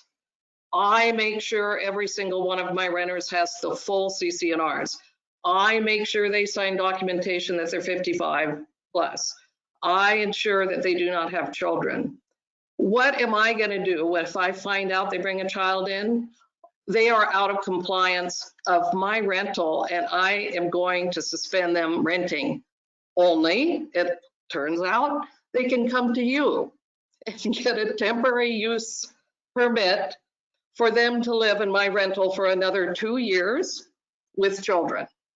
This is really setting up a conflict that I really would like us all to refocus on what you're doing as the Planning Commission. You are responsible under 1301.4 to make sure there's necessary safeguards, that you protect the adjacent properties or the permitted uses thereof. In other words, you're protecting 39,000 of us from infecting a conflict of interest. I feel so very sorry that you would like to give everybody a temporary use permit, or somehow you're going to keep some other stats and not consider that my husband might need this house someday and he is really the one that's supposed to be allowed in the 80%. Thank you for listening to me. Thank you very much. Do we have other speakers? We do. Jerry Walzak. Good afternoon. Can you hear me? Yes, we can. Go ahead, please. Thank you. My name is Jerry Walzak, and I've resided in Sun City for the past 15 years with my wife. And again, we moved here because it's age restricted. I'm not going to go over the same information the other individuals did. I'm just going to state that I was a board member of the Sun City Condo Owners Association for the past 10 years, 5 years as their president. And I can assure you that there are hundreds of violations throughout the year whereby people are moving in underage children. They don't go through the system. You guys at the board here at Maricopa County receive, 3 to 5 maybe a year? There are over 100 of them. There are 11,000 condos in Sun City, and people are not going through the system. And we at the Condo Owners Association receive many, many complaints concerning that. It is getting out of hand, and it needs to be regulated. Thank you very much for letting me speak. Thank you. Darren? I have one more. If you could hold on just a second, David. Mr. Chairman, just to correct something that is not the previous, but the speaker before the last speaker. The senior citizen overlay has an allowance due to death or incapacity of a spouse for the underage spouse to remain in the house if they don't remarry. But that does not require a temporary use permit. The temporary use permit is for underage occupancy separate from that scenario. Thank you for that clarification. Go ahead, David. Last person I have is Mike Wendell. Mike, yeah, there you go, Mike. Yes, thank you for allowing me to speak. I want to make just a simple point. You mentioned that the CCNRs would still rule if you were to grant this permit. This permit is an attempt to get around the CCNRs. That's all it is, plain and simple. The fact the CCNRs would still allow us to go through and to attempt to do an eviction and get these people out, the underage, and rectify the violation, just adds to a legal expense. By approving this in contradiction to the CCNRs, you're just giving the applicant another tool to bring up in a court case if it comes to that. And that's an expensive proposition. Sun City's HOA is unique compared to many other typical HOAs. The Sun City HOA owns no property, oversees no property. Its purpose is to enforce the CCNRs. That's it. Thank you very much. Thank you very much. That concludes, David, the speakers. Go ahead and close the public hearing and turn this over to board members for discussion and possible motion. Before anybody else speaks, I want to say a few things. Number one, I'm struck by something I say to myself almost every day, and it's there, but by the grace of God go I. Pretty much everybody in this auditorium, including me, could have this situation happen to them at any time or something similar to it. And it's not a easy situation to be put in. And so I have a lot of sympathy and empathy for the applicant in this case. Also, the temporary use permit is a provision in the zoning ordinance to allow an exception on a specific property for a specific period of time. It, like was mentioned earlier, it creates a hole in the donut, if you will, in the overlay for that particular property under the terms of the temporary use permit. It doesn't put the senior citizen overlay itself in jeopardy. I'd also would note that this doesn't necessarily set a precedence. The case we heard a couple of months ago, very, very different circumstances than the ones before us today. Also, we heard that the HOA does have their own allowance, which is a 90-day allowance. They have the ability to enforce that as they see fit. That's not for us. That's for them to do. We have our own. And even above and beyond that, CCNRs can be enforced individually. In other words, any provision of CCNRs, and I'm guessing yours are written this way, but generally speaking, neighbors can go after a neighbor for going against the CCNRs. It happens all the time. So for me, I am in favor of allowing some time. I'm in favor of the temporary use permit because this sounds like it was thrust upon him. Doesn't matter if it's grandfather, father, whatever. I'm in favor of the temporary use permit, but I'm in favor of also a very small limitation on that time for what's conceivable to try to sell the property. I personally, I have children. They're not 9, they're older, obviously. But I don't think Sun City is a great location for a 9-year-old. I just don't. I imagine that it's very neighborly and people try to help out, but there aren't other children to play with. The schools are off site. There's distance involved. So I think there needs to be some impetus, if you will, for the child to get into an area that would be more appropriate for them. So again, I'm in favor of a temporary use permit. I'm not in favor of 2 years. I'm in favor of something far less than that would be reasonable, that you could find other accommodations. I mean, by your own admittance, your girlfriend, the mother of the child, situation could change with her or something else, and she could regain custody. Maybe not tomorrow, but maybe in a short period of time. But I want to give you time to work through that. I can't imagine what that would do to me, but I would want some time to be able to do that. So I am sympathetic to it. And with that, I'll turn it over to board members for other comments or discussion. Member Schwartz. Thank you. Thank you very much. I echo some of the same comments from the chair, except I believe that it is proper to go through the homeowners association and to work this out with you to solve this problem. Now that means that I expect the same amount of empathy for him as I would for you and for myself. That I know, my family came over here as immigrants to this country. They had no home. They bartered when they walked across Europe for food and lodging. They came to a place they had no idea where they were going. They had very unique circumstances and they figured it out. But it's in our hearts that we try to find a way to give people a hand up. So I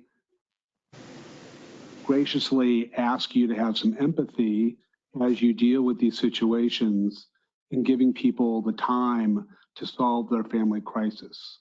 A home may not sell just in 90 days. They may not be able to find another place to move in 90 days, but please have some empathy as much as you're trying to protect the homeowners there.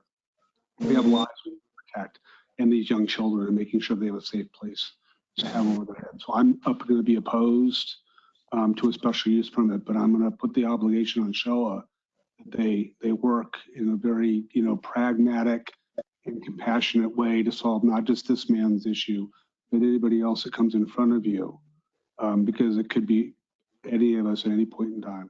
So thank you. Thank you. Member Ward? I would basically like to agree with both of you. It's a horrible situation. She needs to be with her father. I don't know that being in Sun City, she also needs to be with kids her own age. I agree, and as I recall last time when they were here, we discussed there is some sort of program I thought where they would help you rent your home and relocate. If I wasn't, I remember.